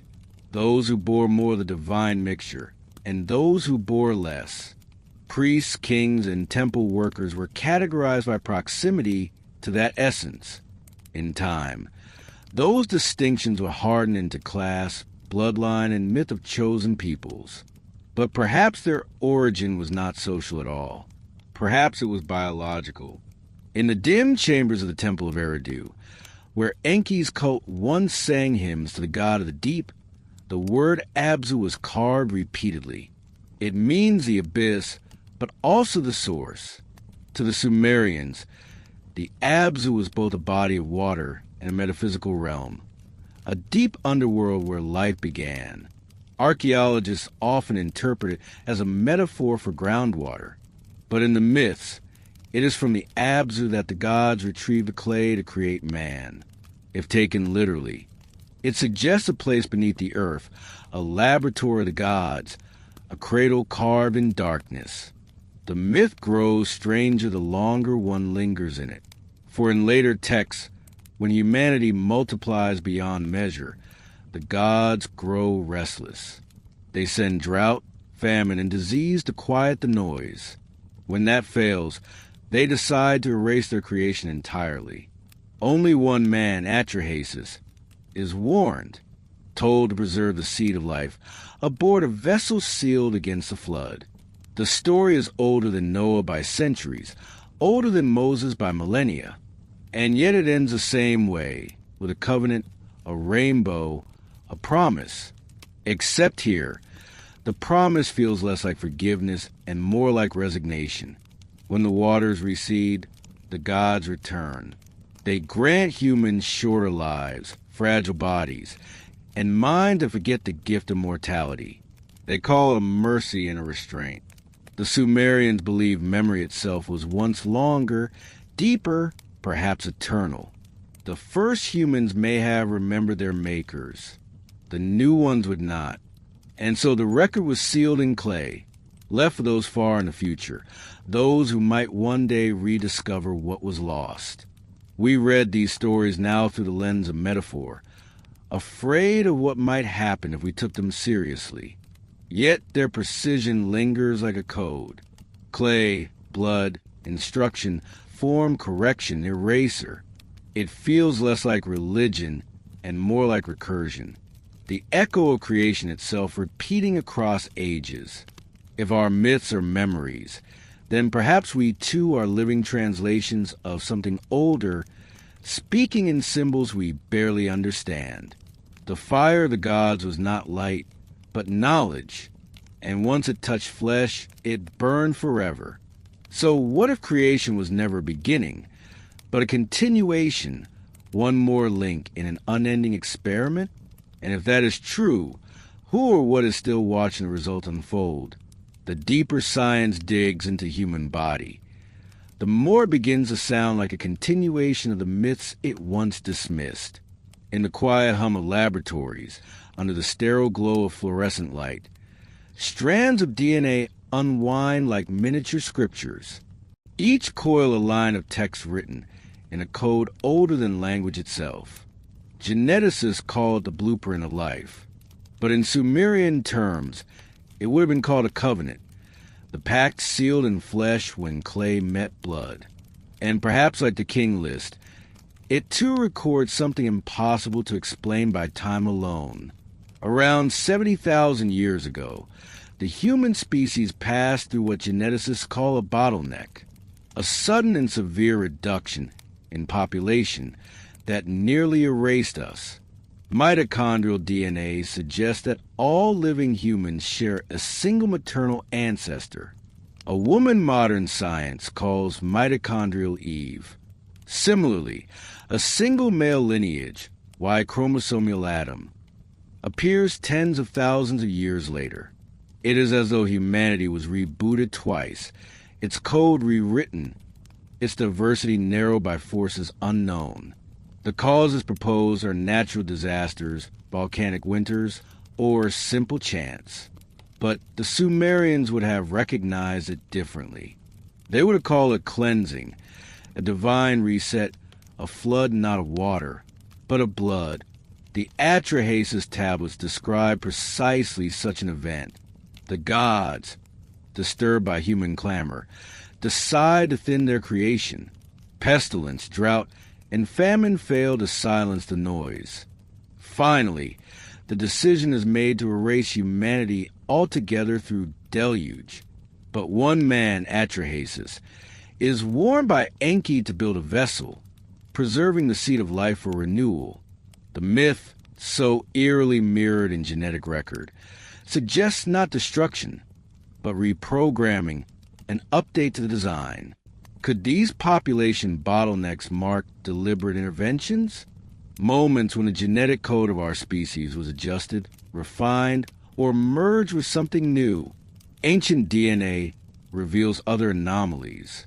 Fragments extracted from early Mesopotamian remains show haplogroups that appear nowhere else in the ancient Near East. Their sequences bear slight, inexplicable variations, differences too subtle to form a new species, but distinct enough to stand apart. Similar anomalies appear in the genomes of early Anatolian farmers and mysterious northern populations that predate known migrations. Some researchers quietly note that these genetic ghosts seem to cluster around regions connected by myth: the Caucasus, the Iranian plateau, and Mesopotamia itself. It is as if the cradle of civilization was also a laboratory, an epicenter of experimentation, biological as well as cultural. In the early 2000s, geneticists identified what they called the human accelerated regions, segments of DNA that change more rapidly in humans than in any other species. One, known as HAR1, governs brain development. It differs sharply from the corresponding sequence in chimpanzees. Despite millions of years of shared ancestry, the shift occurred suddenly within a few 100,000 years, an instant in evolutionary time. No intermediate steps, no gradual slope, just an abrupt leap, as if a line of code had been rewritten. To the modern biologist, it is mutation. To the ancient Sumerian, it would have been instruction. The me, those divine decrees the gods bestowed upon humanity, were said to contain the laws of civilization, wisdom, craft, music, and love. But the texts hint at something deeper. Each me was an encoded pattern, an order being capable of shaping life itself. The gods were keepers of these patterns, distributing them selectively like permissions in a system of control. The parallels to genetic sequencing are uncanny. The me could be read as metaphors for chromosomes. Each tablet and instruction set defining the limits of existence.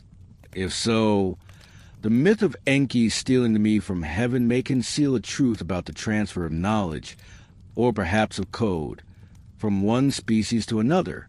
Modern genomes still carry faint signatures of admixture, traces of other hominins whose names we did not know until recently.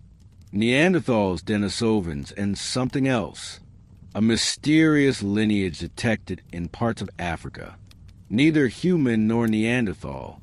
Its DNA woven into ours like an unfinished sentence. We carry them in our cells, silent companions from a vanished epoch. If the Sumerians remembered beings who walked the earth before us, their stories may not have been allegory, but memory retained in myth because it already lived in their blood.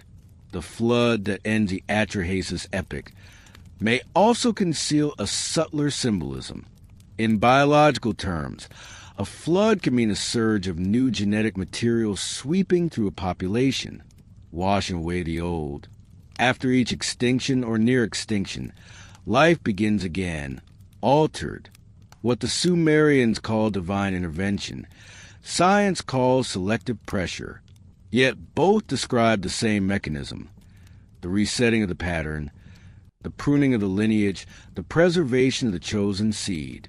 Whether by nature or intention, humanity's story is one of repeated culling, renewal, and reconfiguration. In 2010, when geneticists mapped the entire human genome, they were astonished by what they found missing. Over 200 sections appeared to be deleted, not random mutations, but clean excisions, as if by design. These absent sequences included fragments linked to cognitive development, immune response, and endocrine regulation. They're gone in all modern humans, but present in earlier hominins. It is as though somewhere between memory and mutation, someone edited us, simplifying the blueprint, perhaps to make the species more stable, more obedient, less volatile. The Sumerians would have understood. After the flood, the gods shortened human life, so that man's days be numbered. Less chaos, less noise, correction, not a curse. The echoes persist even in the smallest details. Every human being carries fragments of mitochondrial DNA identical to that found in remains over 40,000 years old, a continuity too perfect to be accidental. It is as if a single line of code has been carefully maintained across countless generations, immune to entropy. Some scientists call it the molecular clock. But clocks are tools of measurement, not origins. Who built the first one? Who set it to tick? There is another mystery hidden within ourselves: endogenous retroviruses, ancient viral codes embedded into our genome. They make up nearly 8% of what we are. Most are inactive, but some still hum faintly, influencing development and immunity. The Sumerians wrote of Namlu, the sickness of the gods, a divine contagion that passed from heaven to earth and altered humankind forever. Perhaps they were describing not plague, but inheritance, the viral delivery of instructions into the clay of creation. Modern science calls it horizontal gene transfer. Myth called it creation. Each strand of DNA carries two kinds of information: the sequence that defines life and the silence between the sequences, the pauses, the intervals, the regulatory gaps that determine when genes speak and when they sleep. In those spaces lies something no microscope can see: memory, not of individuals, but of patterns repeated across epochs. The body remembers what the mind cannot. It is possible that the Sumerians, in their strange myth of blood and clay, were not imagining divine creation at all. They were trying to describe in the only language they had a process they once witnessed but no longer understood, a biological intervention that left them both awed and enslaved. Their gods were not metaphors for forces of nature. They were the memory of manipulation itself encoded into story, because no other record would survive. And now, thousands of years later, we uncoil those same strands in laboratories and call it discovery, never realizing that what we find has already been found. The script was written before the species that now reads it existed. The message has always been there, sleeping in our blood. Maybe evolution is not a ladder, but a loop. Maybe the experiment never ended. Beyond the ticking of that molecular clock, the Sumerian tablets offered a different kind of origin story, etched in clay rather than code. Their oldest texts did not speak of spontaneous genesis. They spoke of labor, of the gods themselves growing weary of the earth's maintenance. In the Atrahasis epic, the younger gods, the Igigi, toiled. They dug irrigation channels, dredged rivers, built temples. After 3,600 years, one Sar cycle, they revolted. They burned their tools, marched on the assembly of elder gods, and demanded relief. It was then that Enki, the god of wisdom, conceived a solution: create a lesser being, a servant to bear the burden. Let man assume the drudgery of the gods. But this creation was no effortless decree. The tablets describe it as a precise, almost clinical process. Clay from the Abzu, the primordial deep, was mixed with the blood of a slain god. Wila, this was not a symbolic act, but a recipe. The text is explicit. Physical matter animating essence. And the womb of the birth goddess, Ninmah, became the crucible. The process was iterative, fraught with imperfection. The Enki and Ninmah text details failed prototypes, beings unable to control their bodies, unable to speak clearly, with paralyzed limbs or clouded sight. Yet each was assigned a role, adapted to their limitations. It reads like a manufacturing report: attempt, defect, adaptation, next attempt.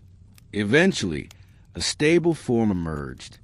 14 birth goddesses, 7 shaping males, 7 shaping females, ensuring reproduction. This was not divine magic. This was engineering, a deliberate crafting of life for a specific purpose. The divine essence mixed into clay was called, too, a term encompassing intelligence, consciousness, understanding.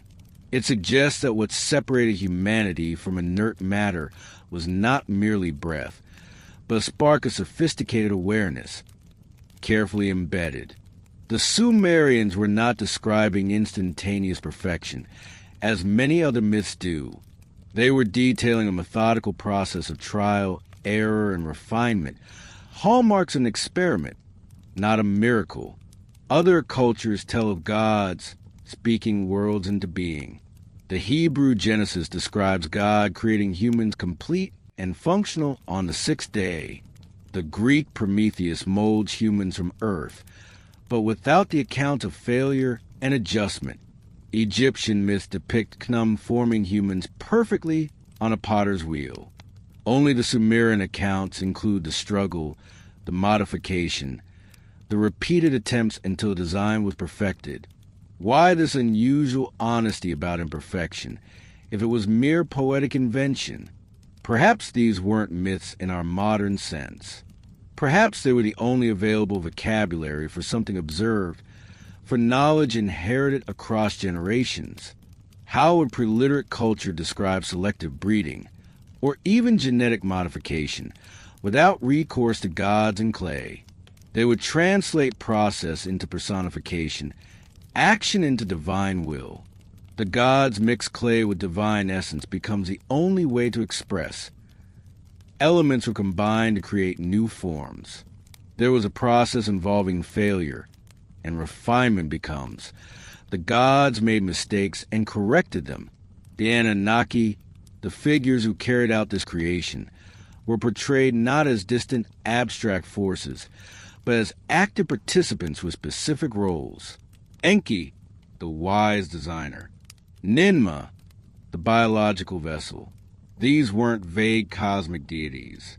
They were operators, working with intention, applying knowledge to shape life. This challenges our comfortable interpretation of mythology as pure fantasy.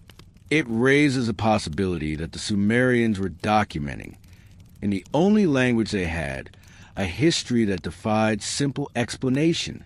The question shifts from, did the gods create us, to, did the Sumerians remember how we were created? Their tablets, etched with the memory of trial, error, and deliberate design, suggest that humanity's origins were not a spontaneous gift, but an intricate, almost transactional process. Our earthly birthright might be encoded not in divine benevolence, but in a specific purpose, a function we were engineered to fulfill. The clay, it seems, remembered its own molding. Segment 7. The genetic spark. Engineering the first humans? If the clay remembered its molding, what a code etched within the flesh itself. The deeper science digs into human body, the more it begins to sound like a continuation of the myths it once dismissed. In the quiet hum of laboratories, under the sterile glow of fluorescent light, strands of DNA unwind like miniature scriptures. Each coil a line of text written in a code older than language itself. Geneticists call it the blueprint of life, but in Sumerian terms, it would have been called a covenant, the pact sealed in flesh when clay met blood. And perhaps, like the king list, it too records something impossible to explain by time alone. The Sumerian creation story, read through modern eyes, could almost describe the editing of a species, an ancient memory of genetic inheritance disguised as theology. In the Atrahasis epic, the gods mix clay with the blood of a slain deity to form humankind.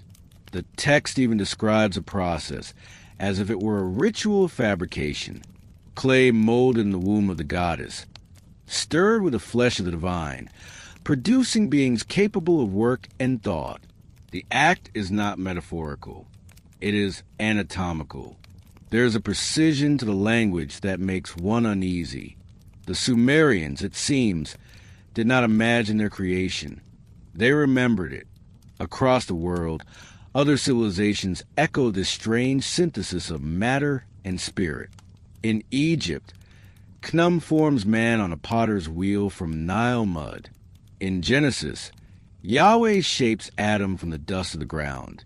In the Popol Vuh of the Maya, the gods fashioned humans first from mud, then from wood, and finally from maize, the grain that endures. Everywhere the idea repeats. Life molded by hand, adjusted through failure, refined through trial. But only the Sumerian version speaks of blood, of sacrifice as ingredients, not symbol. What did they mean by that? Around 70,000 years ago, the human species passed through what geneticists call a bottleneck, a sudden and severe reduction in population that nearly erased us. Mitochondrial DNA suggests that all living humans share a single maternal ancestor, a woman modern science calls mitochondrial Eve. Similarly, a single male lineage, Y chromosomal Adam, appears tens of thousands of years later. It is as though humanity was rebooted twice, its code rewritten, its diversity narrowed by forces unknown.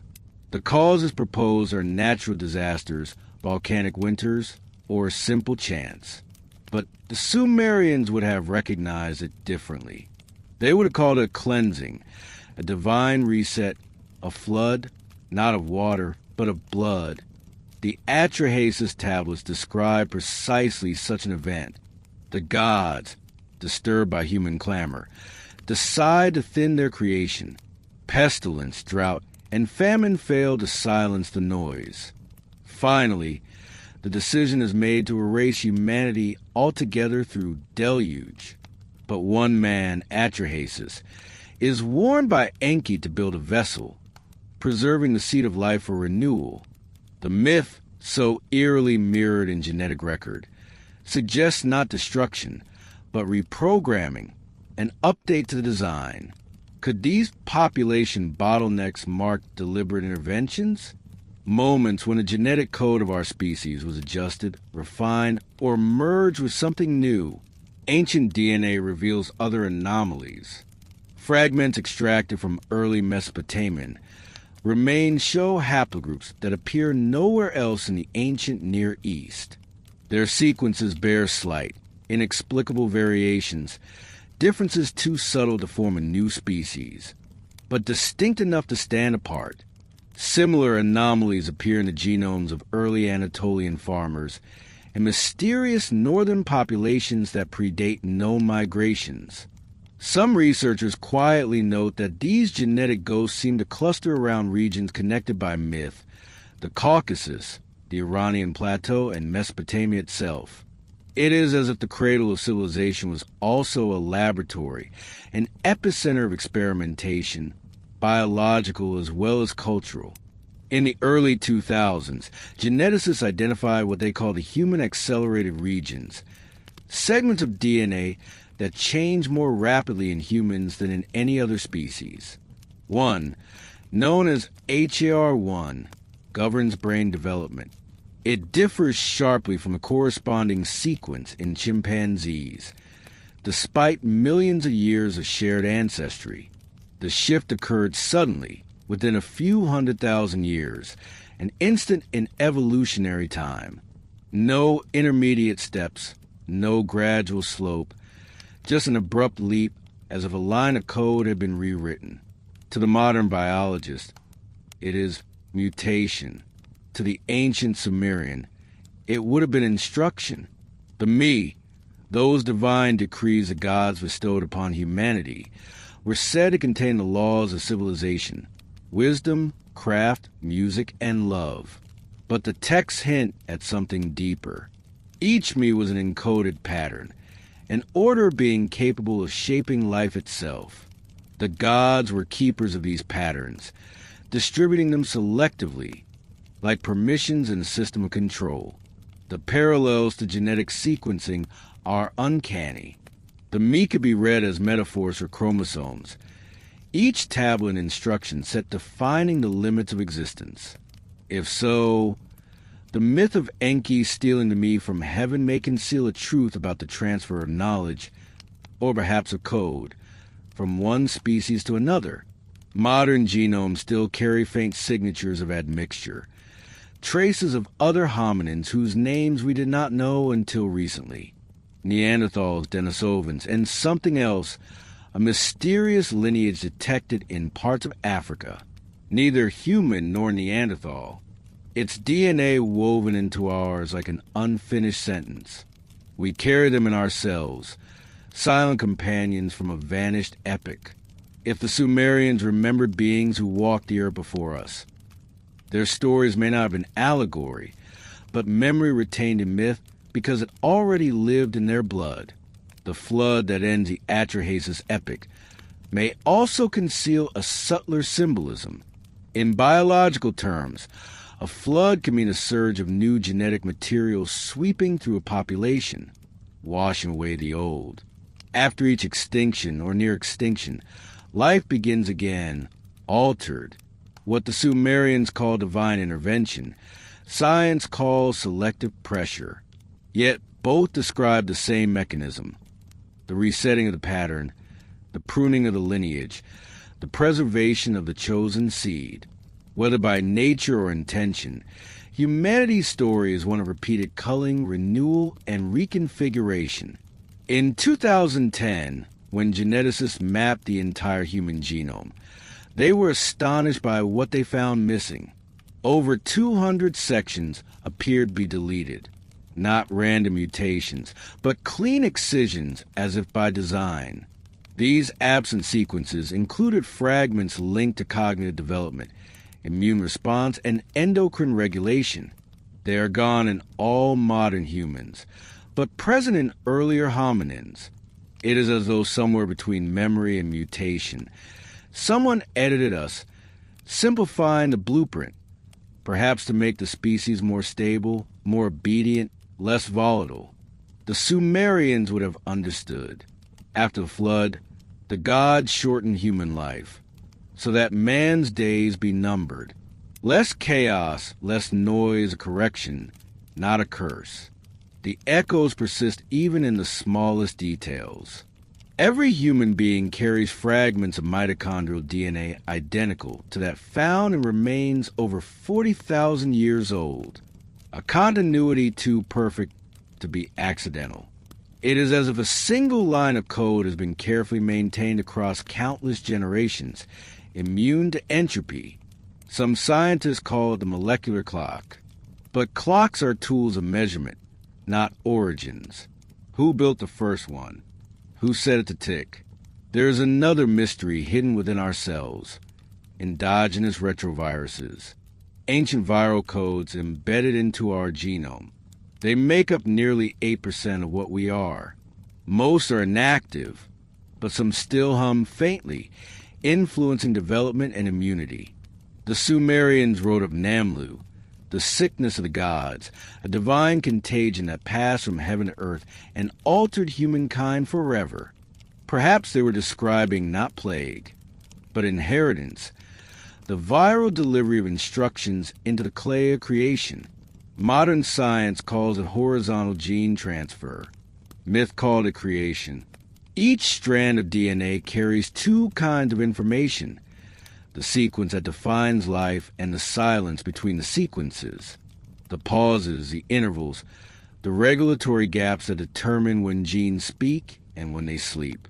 In those spaces lies something no microscope can see: memory, not of individuals, but of patterns repeated across epochs. The body remembers what the mind cannot. It is possible that the Sumerians, in their strange myths of blood and clay, were not imagining divine creation at all. They were trying to describe, in the only language they had, a process they once witnessed but no longer understood, a biological intervention that left them both awed and enslaved. Their gods were not metaphors for forces of nature. They were the memory of manipulation itself, encoded into story because no other record would survive. And now, thousands of years later, we uncoil those same strands in laboratories and call it discovery, never realizing that what we find has already been found. The script was written before the species that now reads existed. The message has always been there, sleeping in our blood. Maybe evolution is not a ladder, but a loop. Maybe the experiment never ended. When the waters of flood receded, the Sumerian tablets say, kingship descended from heaven once more. It came first to Kish, the first city of the New World. The phrase sounds simple, yet its repetition carries a strange insistence, as though the scribes are trying to remind the future of something extraordinary. Not that rule was inherited, but that it came down literally from above. To the Sumerians, heaven was not merely the sky, but a domain that could be approached and navigated, and if one was chosen, entered. Kish was not simply a city. It was a landing. Archaeologists have traced the ruins of Kish to the plains of modern Tel Aviv, a place where wind and dust still expose fragments of baked brick stamped with royal seals. But the oldest layers beneath the visible ruins are different. Beneath the flood silt lies a level of blackened soil and fused clay, suggesting both destruction and renewal. In that layer, the remains of early ziggurat foundations point toward a celestial alignment. The cornerstones face the rising of Sirius, the dog star, one of the brightest in the sky, visible at dawn during the summer solstice. No agricultural reason explains this choice. It was astronomical, ritualistic, and deliberate. The earliest kings of Kish bore names that shimmer like riddles. Zushur, Kulasinabel, Nangish Lishma, and Terahana. Their reigns, according to the king list, lasted hundreds of years, shorter than the antediluvian monarchs, but still far beyond human measure. The transition feels abrupt. Before the flood, immortality. After the flood, longevity. It is as if the new kings were not entirely mortal, but hybrids, descendants of beings who once ruled without end, now bound by the limits of the earth. Some scholars, noting the phrasing descended from heaven, have wondered whether these rulers were viewed as literal emissaries, envoys of those who had departed during the deluge. Temples in Kish, unlike those in later cities, contain curious architectural anomalies. The walls of the oldest shrines are lined with mica, a mineral that reflects heat and light, but is rare in Mesopotamia. Mica deposits exist thousands of miles away in regions like Afghanistan and India. Transporting it across deserts would have required scaled logistics beyond early urban capabilities. Yet there it was, embedded in the temple walls as though to shield or insulate. Modern material scientists, when shown samples, remarked that the technique resembled early attempts at radiation shielding, a phrase that hangs uncomfortably beside myths of fiery chariots and skyboats descending from the heavens. The Sumerians left no images of angels, no winged seraphim as later religions would. Their sky beings, the Anunnaki, are depicted instead as tall figures wear what look like elaborate helmets and belts. Some carry objects shaped like small buckets. Others hold rods tipped with spheres. Archaeologists call them symbols of purification. Engineers, seeing them centuries later, call them devices. The figure, the eagle-headed god, often shown with wings and wristbands of intricate design, is said to represent Ninurta, the warrior of the skies. But in some carvings, he does not fly by wings alone. He stands within circles surrounded by flames, his feet upon discs that resemble nothing found in nature. In Kish, fragments of these images have been found carved into bricks and cylinder seals. One particularly haunting artifact, housed now in a private collection, shows a procession of men offering baskets to a towering figure emerging from a circular doorway. The doorway is etched with concentric rings. Around it, stars spiral like falling embers. The inscription beneath reads simply, "Those who walk the sky return." Ancient astronomical tablets from later Sumerian cities contain data too precise to have originated from casual observation. They record the orbital periods of Jupiter and Saturn with errors smaller than 1% and predict eclipses that would occur centuries later. Modern scholars attribute this to careful long-term record-keeping. But that explanation falters when one remembers that such knowledge appears almost immediately after the birth of writing. The priests of Kish, it seems, inherited a science they did not invent. They called their observatories houses of the heavens, and the keepers the eyes of the gods. A few rare inscriptions describe what they saw. One tablet speaks of lights that descend in pairs, moving across the night without sound.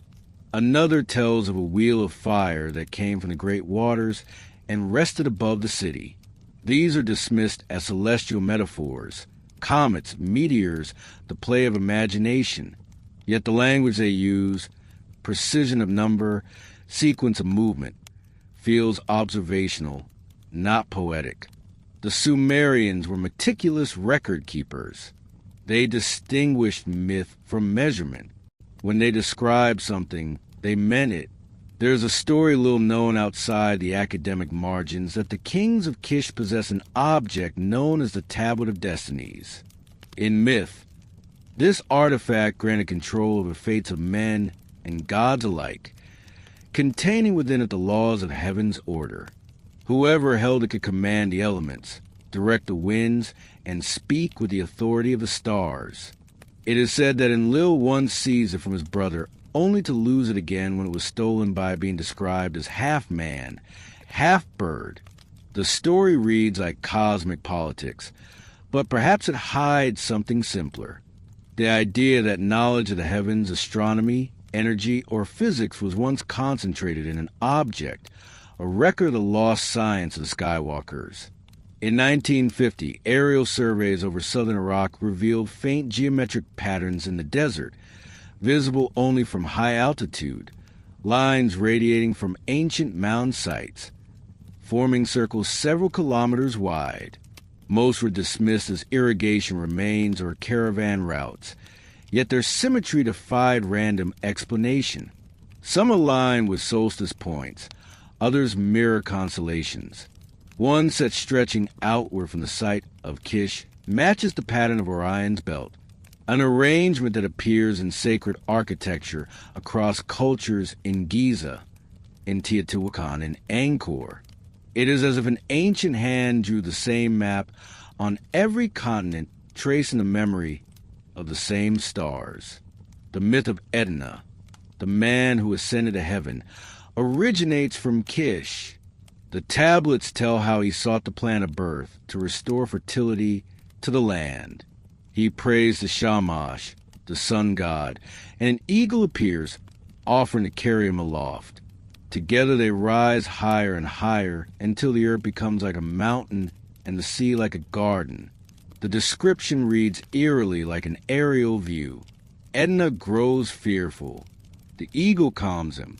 When he looks again, the earth has vanished beneath clouds. Then the tablet breaks. The final lines are missing. Some say he reached heaven, others that he fell. Either way, Kish preserved the first recorded dream of flight. If we read the myth literally, the eagle may not be an animal, but a machine. Its feathers symbols propulsion, its roar mistaken for wind. The Sumerians lacked the language to describe such things. They could only translate them into the vocabulary of nature. The kingship descended from heaven might not mean divine appointment, but physical arrival, the return of beings who once ruled before the flood. And their departure when the kings of Kish finally gave way to the dynasties of Uruk and Uar may have been just that, departure, a withdrawal back into the heavens, leaving their knowledge sealed beneath the dust. Today, Kish lies silent, its once sacred geometry eroded by wind. Shepherds lead flocks across the ruins, unaware that each step presses upon layers of forgotten architecture. But when night comes and the sky unfolds its map of ancient fire, the stars still hang in the same positions the priests once charted. Their pattern has not changed. The kings may have vanished, but their constellations remain, markers of an inheritance too vast to claim. Maybe the gods did not die nor depart. Maybe they merely changed altitude in 1849. A British archaeologist named Austin Henry Laird brushed the dust from a shattered palace wall in what is now northern Iraq. Beneath the heat and indifference of centuries, he uncovered something that the world had forgotten. Rows upon rows of clay tablets, piled like bricks, each marked with cuneiform signs so dense that the script seemed to breathe. It was a royal library of Ashurbanipal, last great king of Assyria, ruler of Nineveh. The tablets numbered in the tens of thousands. Myths, incantations, astronomical tables, medical treatises, and history stretching back to Sumer itself. The king, who called himself he who knows the secret of the written tablets, had gathered the wisdom of every temple and archive he could find. He claimed that the words he preserved were not his own, but the inheritance of gods who wrote before the flood. At first, scholars were ecstatic. The lost world of Mesopotamia had begun to speak again. But as translators progressed, the enthusiasm turned to unease. Among the lists and hymns lay fragments of text that did not fit any known cosmology. Some spoke of races that predated humanity, others of celestial wars, and beings who descended to Earth to establish order. A few contained what could only be described as instructions, descriptions of measurements, alignments, and devices whose purposes were lost. These were quietly removed from the main catalog, labeled ritual fragments or unidentified tablets. Their translations were never published in full. George Smith, the young Assyriologist who first deciphered the story of the Great Flood in 1872, was said to have leapt from his chair in the reading room of the British Museum when he realized its similarity to the Genesis account. But there were other tablets he never spoke of. In letters found after his death, he wrote of certain fragments that contained doctrines of such strange and impious character that they must be withheld. He described one tablet that mentioned the making of men in 7 vessels of clay, and another that told of the mixing of the essences of heaven with the blood of beasts. He never published these notes, and soon after his expedition to Nineveh ended abruptly. The official narrative of the library's discovery remains one of triumph. Yet beneath that story lies another, a quieter, more unsettling truth. Many of the tablets they had shipped to London were never displayed. Some were catalogued and stored, their inscriptions deemed too fragmentary to matter. Others were lost in transit, their crates disappearing into the bureaucratic void between excavation and empire. The ones that arrived intact were selectively translated, often edited to align with biblical expectations. Victorian England, still steeped in theology, could not accommodate the possibility that civilization might predate the creation of man. A few rare scholars, eccentric, often marginalized, argued that the forbidden tablets contained echoes of an earlier science. They pointed to passages describing the chariot of the sun, whose wheel turned not upon earth, and the stones that speak fire when struck by light.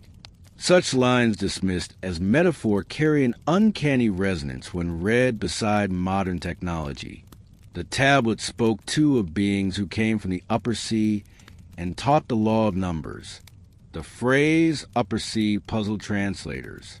Some took it to mean the heavens, others a celestial ocean, but to Sumerians, the word Abzu referred to the abyss below and Anzu to the expanse above, the mirror of the deep. The upper sea might not be the sky as we know it, but something beyond it. Ashurbanipal himself claimed to have read texts from before the time of the flood, written in a language so old that only the gods could understand it. He boasted of his ability to consult the writing of antediluvian days. If his claim was mere vanity, it was an unusual kind. Kings glorified conquest, not philology. His obsession with the past feels less like scholarship than preservation, an attempt to keep alive a memory that the world was trying to erase. In 1873, when the first crates of tablets reached London, a team of translators under the British Museum began sorting them by category. A small subset was marked with a simple symbol, a diagonal cross in red ink. Those pieces, according to later accounts, contained cosmological material unsuitable for public release. The reasons were never specified. Some have since speculated that they dealt with doctrines of cyclical destruction or beings who shaped humanity directly. A few fragments surface in private collections decades later, describing the shining ones who measure the deep and the watchers who bound the wind. Their authenticity remains debated, but the tone matches the known cuneiform corpus. In Nineveh itself, the palace walls bore carvings of winged figures tending to trees that glowed with circular fruits. Between them stood a robed deity holding what appears to be a pine cone and a device resembling a wristwatch. Archaeologists interpreted the scene as a ritual of fertilization, yet the repetition of these motifs, wristbands, bags, tree, cone, across every culture from Assyria to the Maya suggests something more than coincidence.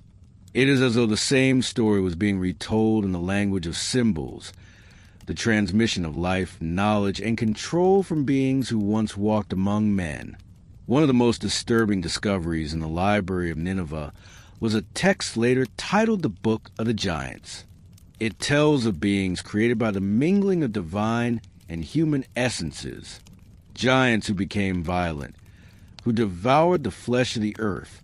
The gods, angered by their rebellion, sent a flood to cleanse the world. Versions of this tale appear in the apocryphal Book of Enoch and in fragments from Qumran, yet the Sumerian version predates them by millennia. In both, the flood is less punishment than reset, a sterilization event to remove the hybrid strain. When the British Museum eventually published its official selections from the Nineveh library, these darker fragments were conspicuously absent. Only the myths of creation, kingship, and the flood were printed, stripped of their more troubling implications. The rest were relegated unclassified, left untranslated in basement archives where temperature and bureaucracy preserved them equally well. A few curators in moments of candor admit that certain boxes remain unopened to this day, labeled simply miscellaneous. The secrecy is not entirely surprising. Empires, ancient or modern, understand the danger of origins. To question the foundation is to loosen the structure above it. If the Sumerian record were read in full, it might suggest that humanity is not the author of its own story, but a continuation of someone else's. That idea, even now, remains forbidden. In 2003, during the chaos that followed the invasion of Iraq, the Baghdad Museum was looted. Among the countless artifacts stolen were hundreds of cuneiform tablets recovered from Nineveh and other sites. Some resurfaced years later on the black market. Others disappeared entirely. A handful appeared briefly in photographs. Small curved pieces of clay with unusual inscriptions, lines of symbols not in standard Sumerian. Experts call them forgeries. Yet the pattern of the characters looked strangely consistent, as if copied from a source no longer available. Perhaps those were the missing fragments, the ones that once bore the Red Cross. There's an old saying among archivists: every collection has its ghost. The Library of Nineveh has thousands. Each tablet is a heartbeat of a civilization that tried to remember. Each fragment a whisper of something too vast for empire or religion to contain. The flood may have washed away the cities, But the clay endured. What has not endured is permission to read it freely somewhere, deep in the vaults of museums or the private safes of collectors. The forbidden tablets still wait. Those pieces that spoke of the beings before the flood, of the designs that shaped flesh, of the knowledge that once ruled the heavens. Perhaps one day they will surface again. Or perhaps they already have, hidden under a different name, studied in laboratories that no longer call their subjects gods. Until then, they remain what they have always been, the unread pages of our own origin. And maybe the silence around them is not neglect but protection from truths that even clay was not meant to preserve. Every civilization has its memory of water. The Greeks told of Deucalion and Pyrrha, who repopulated the world with stones that became men. The Hebrews told of Noah and the Ark. The Mesopotamians told of Atrahasis, who was warned by Enki before the great deluge. And deep beneath these overlapping myths lies a quiet consensus that refuses to die. That once, long before recorded history, something washed the earth clean. The Sumerians called it the day the storm swallowed the land. Modern geologists call it meltwater pulse 1b. The names differ, but the silence that followed is the same. Around 12,000 years ago, at the end of the last ice age, the planet warmed with startling speed. Glaciers that had towered for millennia melted in centuries. The sea rose violently, drowning coastlines that had nurtured life since before language. Entire land bridges vanished. The connection between Britain and Europe, between Asia and the Americas, the shelf where the Persian Gulf now lies. If the Sumerians were the inheritors of an older memory, perhaps this was its origin, a flood not a myth, but a geology. Yet the tablets insist it was more than natural disaster. They describe intention. The gods met in council and decided to destroy humankind because it had grown noisy. The word noisy in Sumerian rigmu does not simply mean loud. It implies disturbance, vibration, interference. Perhaps what disturbed the gods was not sound but signal. The Atrahasis epic describes a sequence with unnerving precision. Drought first, then plague, then famine, then finally the release of the waters of heaven. Each phase feels deliberate, like a test of resilience. And when humanity still survived, the final switch was thrown. The flood that followed was total. It erased the calendar itself. The years of the kings before the flood were counted in thousands, those after in hundreds.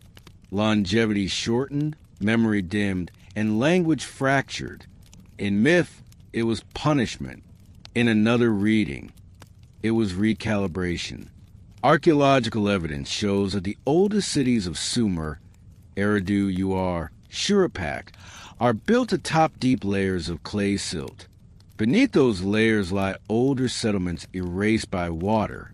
When Woolley excavated, he found 6 meters of sterile flood deposit between two cultural strata, thick enough to separate epochs.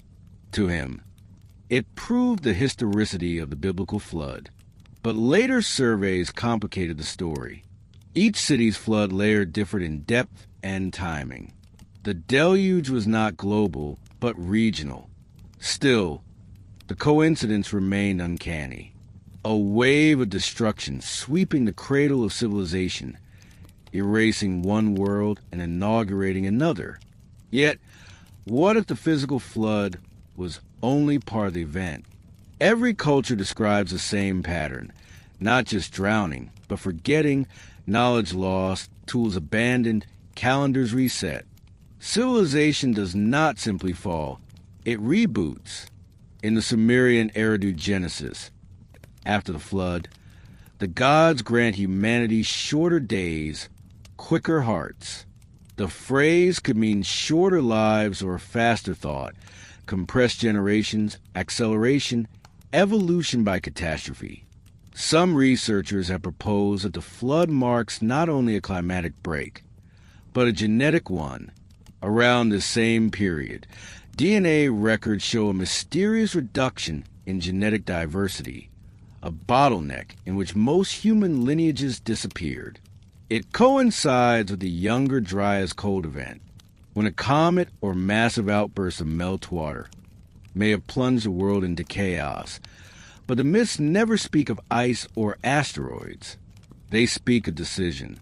The gods gathered, debated, and acted. And Lil wanted silence. Enki wanted survival. Between them, the world was remade. The word flood in Sumerian Abzu also means destruction by water, but shares a root with Abzu, the abyss, the underworld sea from which life first rose. In that double meaning lies a strange symmetry. The same element that creates also erases. The Sumerians did not view floods as accidents, but as cycles of cleansing, the heartbeat of creation itself. To destroy was to make room for renewal. The flood was not the end. It was the reset button of the cosmos. When the flood ended, the texts say, the gods smelled the sweet savor of sacrifice. That phrase, repeated later in Genesis, may conceal more than ritual imagery. In chemical terms, the scent of burning flesh or grain is the scent of transformation, organic matter returning to air. To the gods, it was not worship, but data, proof that the new species had survived the trial. Humanity had passed through fire and water, reduced to essentials. The surviving code was simpler, more obedient. The survivors of the Sumerian flood were few. Atrahasis, his family, and the seed of every living thing drifted on the waters until they found land at the mountain of Nazur. When the gods gathered again, Enki persuaded them to restrain future destruction. From then on, the balance would be maintained by mortality, disease, and limitation. The flood would not need to return. Its principles were written into flesh. Humanity would carry the reset within itself. Somewhere beneath the Persian Gulf, geologists believe, lies the cradle of that forgotten world. The once fertile basin, now drowned beneath 50 meters of water. In the sediment cores pulled from the Gulf floor, scientists have found pollen from date palms and reeds. Traces of rivers long vanished. During the Ice Age, this region was a vast plain fed by the Tigris, Euphrates, and Karun, and Eden before Eden. When the sea returned, it swallowed the land and drove its people north, where they built the first cities of Sumer. The flood then was not just memory, it was migration. The survivors carried their story with them, rewriting it in myth so it would not die. And yet the flood stories share another detail often ignored. Before the deluge, humanity was warned. The gods did not act in secret. They whispered to a chosen few. Enki spoke through walls, through reeds, through dreams. Utunapishtim in Gilgamesh hears his warning from the voice of the temple, a phrase that could mean an oracle or a device. The builders of the ark were not prophets, but engineers given dimensions, materials, and instructions precise enough to float a vessel through apocalypse. The ark in this light was not a miracle, but a machine. When the waters receded, the survivors emerged into silence. Their gods had vanished, their cities erased. They became the new beginning.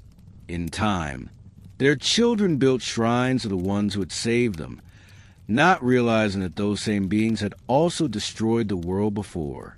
Civilization, as it rose again, was a form of remembering.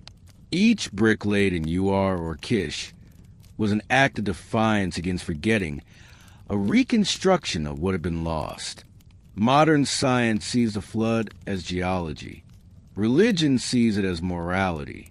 But to the Sumerians, it was neither. It was calibration, a cosmic pulse to restore balance between chaos and order, between noise and silence. The flood came not to punish, but to maintain the rhythm of the world. Like the rising and falling of breath, destruction was only the exhalation of creation. Sometimes late at night when rain lashes the ground and rivers rise beyond their banks, you can almost feel the memory awaken.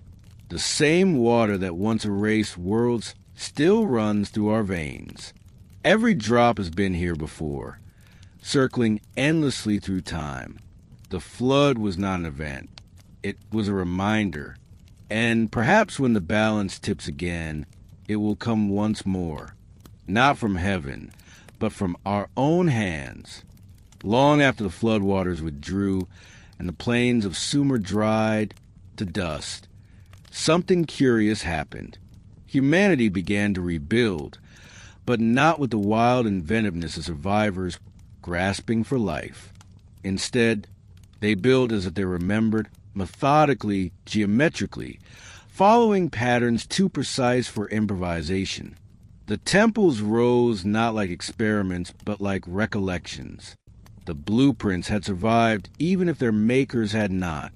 And those who carried them, the priestly architects of the New Age, didn't speak freely of what they knew. They spoke through ritual, through symbol, through silence. The Sumerians called them the Ensi, the high priests and governors who acted as mediators between gods and men. The Lugal, the king, was their counterpart, the arm that enforced what the temple mind conceived. In this hierarchy, power was not inherited, but distributed.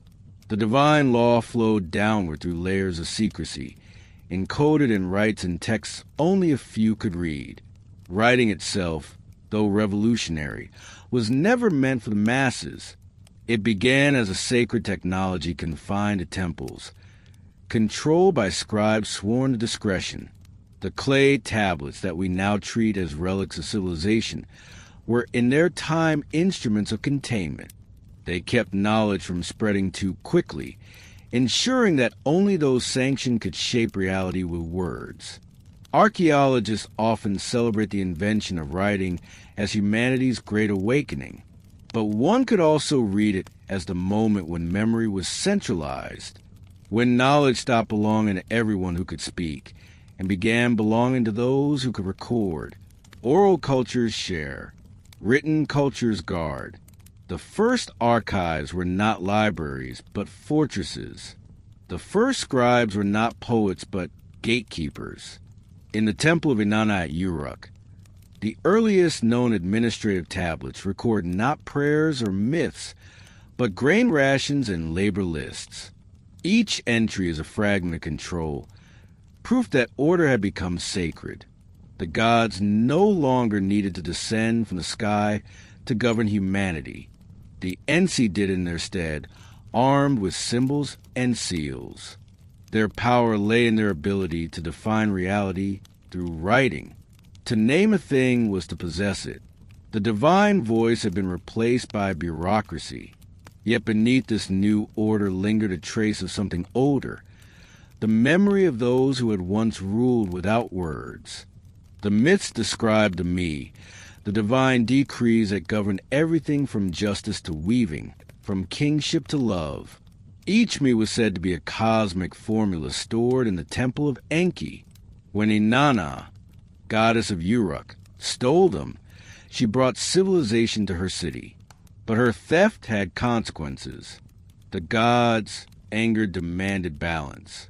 Knowledge was never meant to be free. One can almost hear the echo of that prohibition in every age that follows. Every empire that rises invents its own priesthood of silence, custodians who decide what truths the people may touch. In ancient Sumer, it was the temple scribes. In later ages, it would be scholars, theologians, scientists. The faces change, but the hierarchy remains. The clay tablets became scrolls. The scrolls became books. The books became data, but always the keeper stood between the world and its understanding. Some archaeologists believe that the earliest ziggurats were designed not only as temples, but as instruments of communication. Their terraces align with stars. Their staircases echo the geometry of sound waves. Their chambers resonate at specific frequencies. When the wind passes through the corridors, it produces tones that vibrate in harmonic intervals, minor thirds, perfect fifths, like the tuning of an unseen lyre. It is as though the builders sought to recreate the voice of heaven through architecture. But if those vibrations once carried messages, they are silent now. The instruments have fallen out of tune.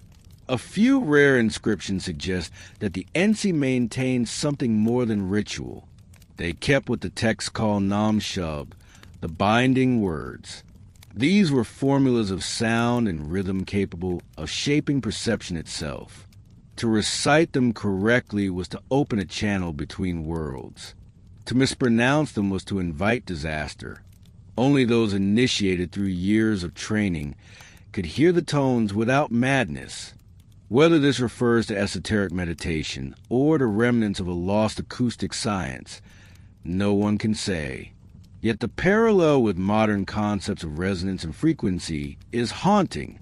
Perhaps the architects of silence understood that knowledge was not only power but vibration, that truth must be tuned to remain stable. After flood, the gods were said to withdraw from direct contact, delegating their will to intermediaries. In myth, this withdrawal is described as exile. In history, it appears as organization. The temples became the nervous system of the new civilization. Each city-state a neuron transmitting edicts through networks of scribes and priests. The more complex the system became, the quieter it grew. Direct revelation gave way to protocol. Mystery became administration. The living gods were replaced by their symbols, and the symbols by clay. It is tempting to see this as progress, a shift from myth to reason, but perhaps it was lost. The earliest hymns of Sumer praised the voice of the gods as thunder, music, command. Later texts praised the written word instead. The transition from sound to script marks a fall from immediacy to distance, from communion to interpretation. Writing preserved the divine message, but only by embalming it. The priests who once heard the gods began instead to read them. Somewhere in that transition, the original purpose of knowledge was forgotten. The Ensi believed they were protecting humanity from chaos by filtering divine truth. But they may also have been ensuring their own dominion. To control what could be spoken was to control what could be imagined. The architects of silence understood that forgetting can be as powerful as remembering. In the ruins of ancient Nippur, archaeologists uncovered hundreds of broken tablets. Among them were duplicates of known texts, but with small variations, missing lines, altered names, deliberate omissions. It seems that scribes maintained multiple versions of the same myths, adjusted for political convenience. History, from its beginning, was already being edited. The silence was not ignorance. It was design. Today, museums display these fragments as if they were windows into the dawn of civilization. But they are also mirrors. The same impulse to archive, to classify, to curate knowledge behind glass continues in every digital server and restricted database. We inherit not just the wisdom of Sumer, but its secrecy. We too are the descendants of those who built temples to preserve power through silence. When you stand before a cuneiform tablet, the air between you and it feels heavy, as if time itself has been pressurized into that slab of clay. Each mark, each wedge, each pause between signs is a breath withheld. The priests of Sumer are long gone, but their architecture endures, not in stone, but in the structure of how humanity remembers. Maybe the gods never demanded worship at all. Maybe they only demanded control of the story. And perhaps the greatest silence of all is the one that remains whenever we mistake preservation for truth. Long before empires crowned their rulers with gold, the kings of Sumer wore divinity in their veins. Their right to rule was not written in law, but in blood, a lineage said to reach back to the gods themselves. On clay tablets, in the oldest records of kingship. Their names stretch across centuries. They are neither entirely human nor entirely myth.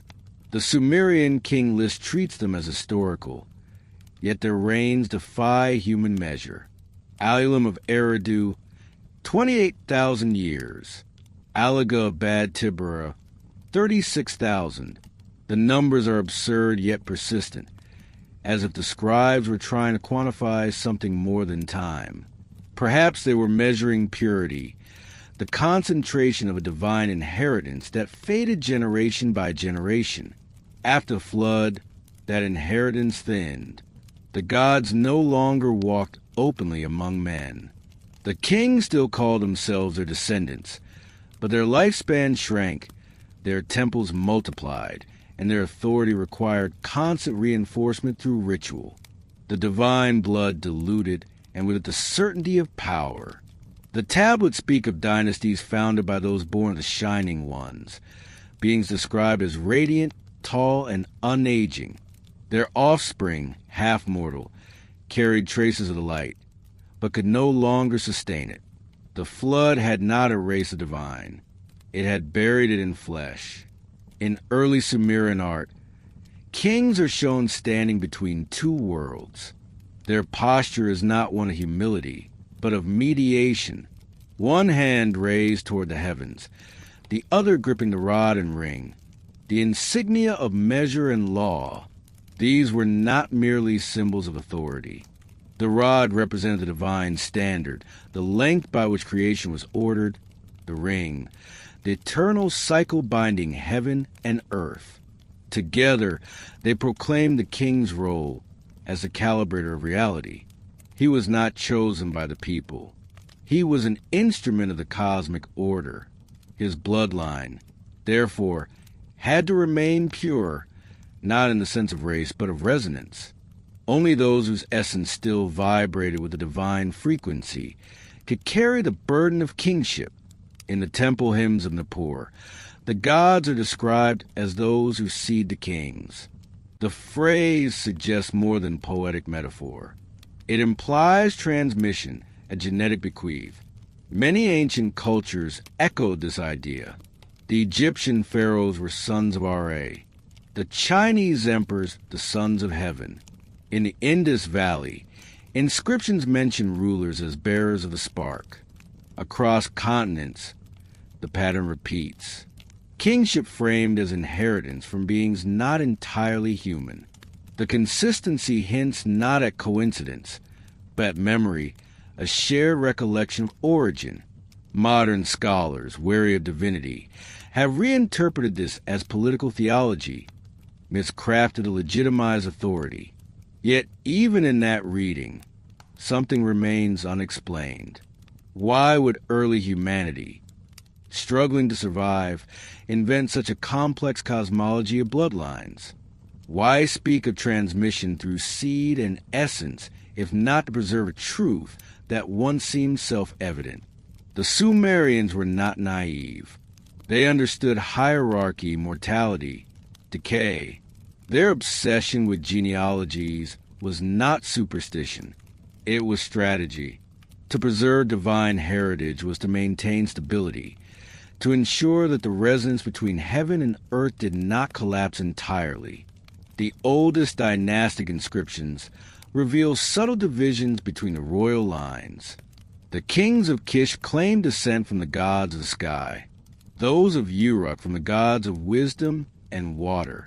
Kings traced their lineage to the moon god Nana.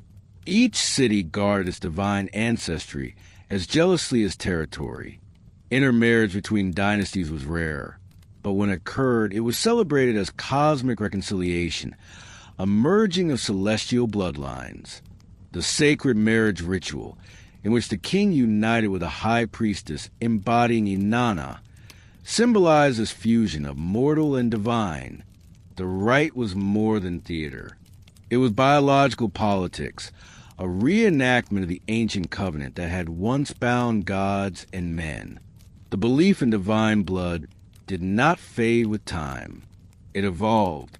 As empires rose and fell, the concept migrated, disguised beneath new languages. The Akkadian rulers called themselves Shahu Kibrat Arbum, kings of the 4 quarters of the world, inheritors of the Sumerian mandate. The Assyrians spoke of the seed of Ashur. The Persians traced their line to the stars. The Romans, inheriting the mantle of empire, made their emperors gods upon death, pretending to restore what the flood had taken. Even in medieval Europe, monarchs ruled by divine right, their coronations echoing Sumerian rites older than recorded time. The myth had simply changed its clothes. There is a haunting pattern in human history. The farther the divine recedes, the more desperately men try to recreate it. The genetic purity once guarded through lineage becomes ideology. The resonance of blood becomes doctrine. The Sumerians had priests to measure it. Later empires had genealogists. In modern times, science has replaced the temple and DNA the altar. Yet the same instinct persists, the longing to trace ourselves back to something greater than chance. Every ancestry test, every search for origin is an echo of that ancient desire to know who the gods were and what they left behind in us. Some researchers have noticed peculiar anomalies in the royal mummies of UR. Their bone structures are slightly different. The cranial volume's marginally larger. The mitochondrial DNA extracted from the remains of Queen Pwabi, a noble woman buried with gold and lapis ornaments, contains rare haplogroups found nowhere else in the region. These results are inconclusive but suggestive. Pwabi's tomb was discovered sealed, untouched since burial, as though guarding a genetic time capsule. When the results were published, the samples were quietly withdrawn for further verification. They were never released again. Ancient texts hint that the kings understood their own decline. The lamentation for UR mourns not only the city's fall, but the departure of its gods. Their seed has flown to the heavens, their light extinguished on earth. The priests wept because they knew what it meant. The last carriers of the divine pattern were dying. Humanity would continue, but dimmer, slower, more forgetful. The gods' blood, once a torrent, had become a trickle, and yet traces remain. In nearly every ancient civilization, myth speaks of heroes of mixed birth, half mortal, half divine, who emerged during crisis to restore balance. Gilgamesh, Achilles, Hercules, all belong to that fading generation. They are the last ripples of a biological memory, the echo of a design that once walked in daylight. The Sumerians might have seen them not as miracles, but as vestiges, the final resonance of a frequency the world could no longer sustain. If the gods did leave, perhaps they did not vanish, but withdrew their essence, sealing it within a species that could evolve on its own. The kings then were not chosen but preserved, living repositories of a code too dangerous to lose. Over time even they forgot, and then the blood became metaphor. The rituals became politics, and the archives turned to myth. But every so often the myth stirs. We dig up the bones, measure their proportions, analyze their genomes, and wonder why the data feels familiar.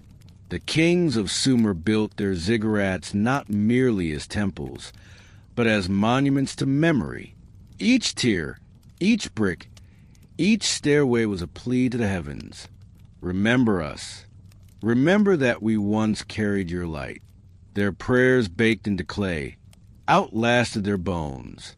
And though the lineages have scattered into the dust of history, the question they ask still hangs the air, heavy and unresolved. If our blood truly began in heaven, what happens when heaven forgets? When archaeologists uncovered the ziggurat at Uruk, they expected primitive foundations. Instead, they found 6 miles of defensive walls, water systems engineered with mathematical precision, and a temple complex aligned to track the winter solstice. Buried in a collapsed library, They discovered over 40,000 tablets, an archive vast enough to document every aspect of daily life, trade, ritual, and cosmic observation. But nowhere in those tablets do the Sumerians describe inventing their knowledge. They describe receiving it, preserving it, restoring it from fragments. One phrase appears repeatedly across temple inscriptions and royal dedications carved into stone meant to outlast empires. This is the restoration of what was before. Restoration, not creation. As if the Sumerians saw themselves not as pioneers, but as archaeologists of an earlier age, digging through the rubble of catastrophe to recover what their ancestors had known. Inside a quiet gallery in Berlin, a small clay cylinder rests behind glass. Its surface is covered in cuneiform dedication text describing the construction of a temple to Inanna, goddess of the evening star. But nestled between the formal language of kingship and prayer is that phrase again, the restoration of what was before. And if you lean close enough to the glass, close enough that your breath fogs the surface, you can see them. The fingerprint of the scribe who shaped this cylinder 4,500 years ago, pressed into the wet clay before it hardened forever. Those ridges and whorls belonged to someone who believed they were saving something, not creating it, saving it. Maybe that is why these tablets still whisper to us across millennia. They were not meant to announce a new beginning. They were meant to preserve the memory of what had come before. A world so thoroughly erased by time and disaster that only fragments survived, pressed into clay by hands that understood what it means to be the last generation that remembers. At night, when the museum lights dim and halls fall silent, I imagine those tablets breathing in the darkness, each one a time capsule, each one a message from a people who knew they were rebuilding on top of ruins. We think of ourselves as standing at the cutting edge of history, pushing forward into an unknown future. But maybe we are standing at the far end of a story that began long before we learned to write it down. A story the Sumerians tried desperately to preserve before it disappeared completely. And as the wind moves across the empty plains where Eridu and Uruk once stood, carrying dust from civilizations that rose and fell and rose again, you can almost hear what those ancient scribes were trying to tell us. This is not the beginning. This is what we managed to save. So, let's return to the clay, to the moment when silence broke and the oldest testimony began, to the deserts of southern Iraq, where everything we think we know about human origins was written once, and then buried for 3,000 years beneath the weight of empires that never knew the Sumerians had come before them. The clay tablets do not burn. They have survived fires that consumed the wooden shelves they rested on, floods that collapsed the mudbrick archives around them, and the slow erosion of 5,000 years of wind. When a building caught fire in ancient Sumer, the heat did not destroy their records. It baked them harder, preserving them like ceramics in a kiln. This is how memory survives. By accident, by catastrophe, by the very disasters meant to erase it. Segment 14, Rewriting Humanity's Story, the ultimate paradigm shift. We stand at a precipice, staring back at the dawn of history, and finding not a beginning but an echo. The Sumerian record, meticulously preserved in clay, refuses to conform to our tidy narratives of gradual human ascent. If we dare to take these ancient whispers seriously, if we assume the scribes of Sumer were not merely poets of myth, but diligent custodians of memory, then humanity's origin story must be fundamentally rewritten. The paradigm shifts from evolution to restoration, from invention to inheritance. Imagine our entire understanding of civilization, a careful progression from primitive tools to complex societies, collapsing under the weight of this single, unsettling truth. We are not the first. The abrupt appearance of Sumerian civilization, fully formed with sophisticated mathematics, astronomy, legal codes, and monumental architecture, challenges every linear model of cultural development. There are no awkward stages, no centuries of fumbling experimentation. It is as if a complete civilization was simply unpacked, its components already perfected. This defies the very notion of indigenous, organic growth. Instead, it suggests a profound transmission of knowledge, a legacy passed down rather than discovered from scratch. The Sumerians themselves, as their texts repeatedly attest, saw themselves as restoring what was before, not creating it. This is not the language of pioneers, but of archaeologists rebuilding on top of older ruins. Then there's the King List, a document that functions as both a chronology and a riddle. Its impossible reigns before the flood, measured in tens of thousands of years, are not random exaggerations. They are precise multiples of Sumerian astronomical units, suggesting an encoding of cosmic cycles rather than human lifespans. This implies an observational tradition spanning millennia, knowledge of celestial mechanics so vast that it could only have been accumulated by a civilization far older and more patient than Sumer itself. The flood, that universal dividing line in their history, abruptly truncates these cosmic reigns, ushering in a post-Diluvian era where kings, though still exaggerated in lifespan, become recognizably human. This transition, mirroring the geological evidence of a massive regional inundation, solidifies the King List not as fantasy, but as a fragmented record of two distinct epochs, a pre-cataclysmic world of vast knowledge and an afterworld of survivors struggling to rebuild. The Sumerian language itself stands as a stark anomaly in linguistic history. An isolate with no known relatives, no parent language, no family tree. It appears suddenly, fully formed, lacking the developmental stages evident in every other language we have studied. Linguists search in vain for its ancestral roots, finding none. Yet, if Sumerian was the language of the cities that lie buried beneath the flood silt, if it was the tongue of a pre-cataclysmic civilization, then its isolation becomes hauntingly comprehensible. The flood did not just erase cities.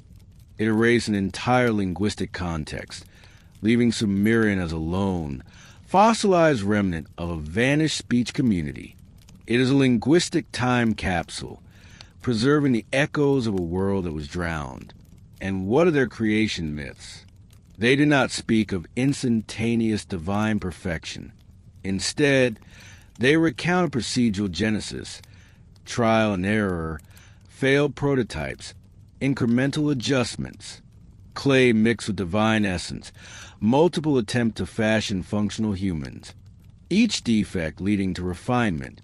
This reads less like poetic allegory and more like a technical report, an ancient memory of biological engineering translated into the only vocabulary available to a pre-scientific mind. The actions of gods. The Anunnaki, these figures of authority and knowledge, are portrayed not as distant, abstract deities, but as active participants. Teachers, engineers, problem solvers who descended from elsewhere, imparting the very foundations of civilization. The global parallels of these sky teachers. The Neteru of Egypt, the Devas of India, the feathered serpents of Mesoamerica, the watchers of early Hebrew texts, are too consistent to dismiss as mere coincidence. They point to a shared ancestral memory of advanced beings who initiated humanity into the arts of civilization, not as a miracle, but as an intentional project. The ultimate paradigm shift, then, is this: humanity may not be the author of its own story. We might be the continuation of someone else's. The Sumerians, in their meticulous record-keeping, were not inventing civilization, but restoring it. They were custodians of a legacy, diligently copying astronomical charts they no longer fully understood, preserving medicinal practices whose origins were forgotten, and recounting creation narratives that read like fragmented technical manuals. Their obsession with restoration becomes a central theme of their existence, a desperate effort to salvage what the flood had almost entirely erased. This reinterpretation forces us to confront uncomfortable questions. If a sophisticated civilization predated the Sumerians, what became of it? How much knowledge was truly lost to the waters, and how much was deliberately suppressed or concealed? The ancient texts hint at this.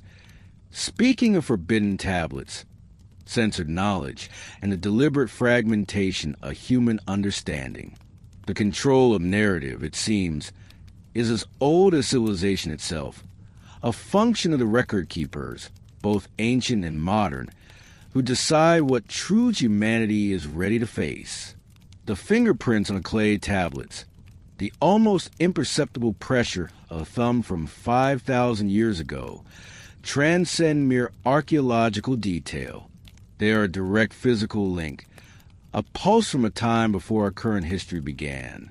This pulse urges us to re-examine not just the Sumerian texts, but every foundational myth, every cultural anomaly, every unexplainable leap in human progress. What if these are not myths at all, but fragmented memories, encoded into story and symbol, because no other format could survive the deluge of time and catastrophe? If the Sumerians recorded humanity's true origin, if we are indeed the inheritors of knowledge and a legacy far grander and more complex than we currently allow ourselves to imagine, then every history book needs to be rewritten, every model of human evolution reevaluated, every assumption about our place in the cosmos challenged. The true secret of the Sumerian tablets is not just what they say, but what they force us to reconsider about ourselves. We are standing at the far end of a story that began long before we learned to write it down, a story the Sumerians tried desperately to preserve before it disappeared completely. And as the wind moves across the empty plains where Eridu and Uruk once stood, carrying dust from civilizations that rose and fell and rose again, you can almost hear what those ancient scribes are trying to tell us. This is not the beginning. This is what we managed to save. The clay remembers. And perhaps it is finally time for us to remember with it.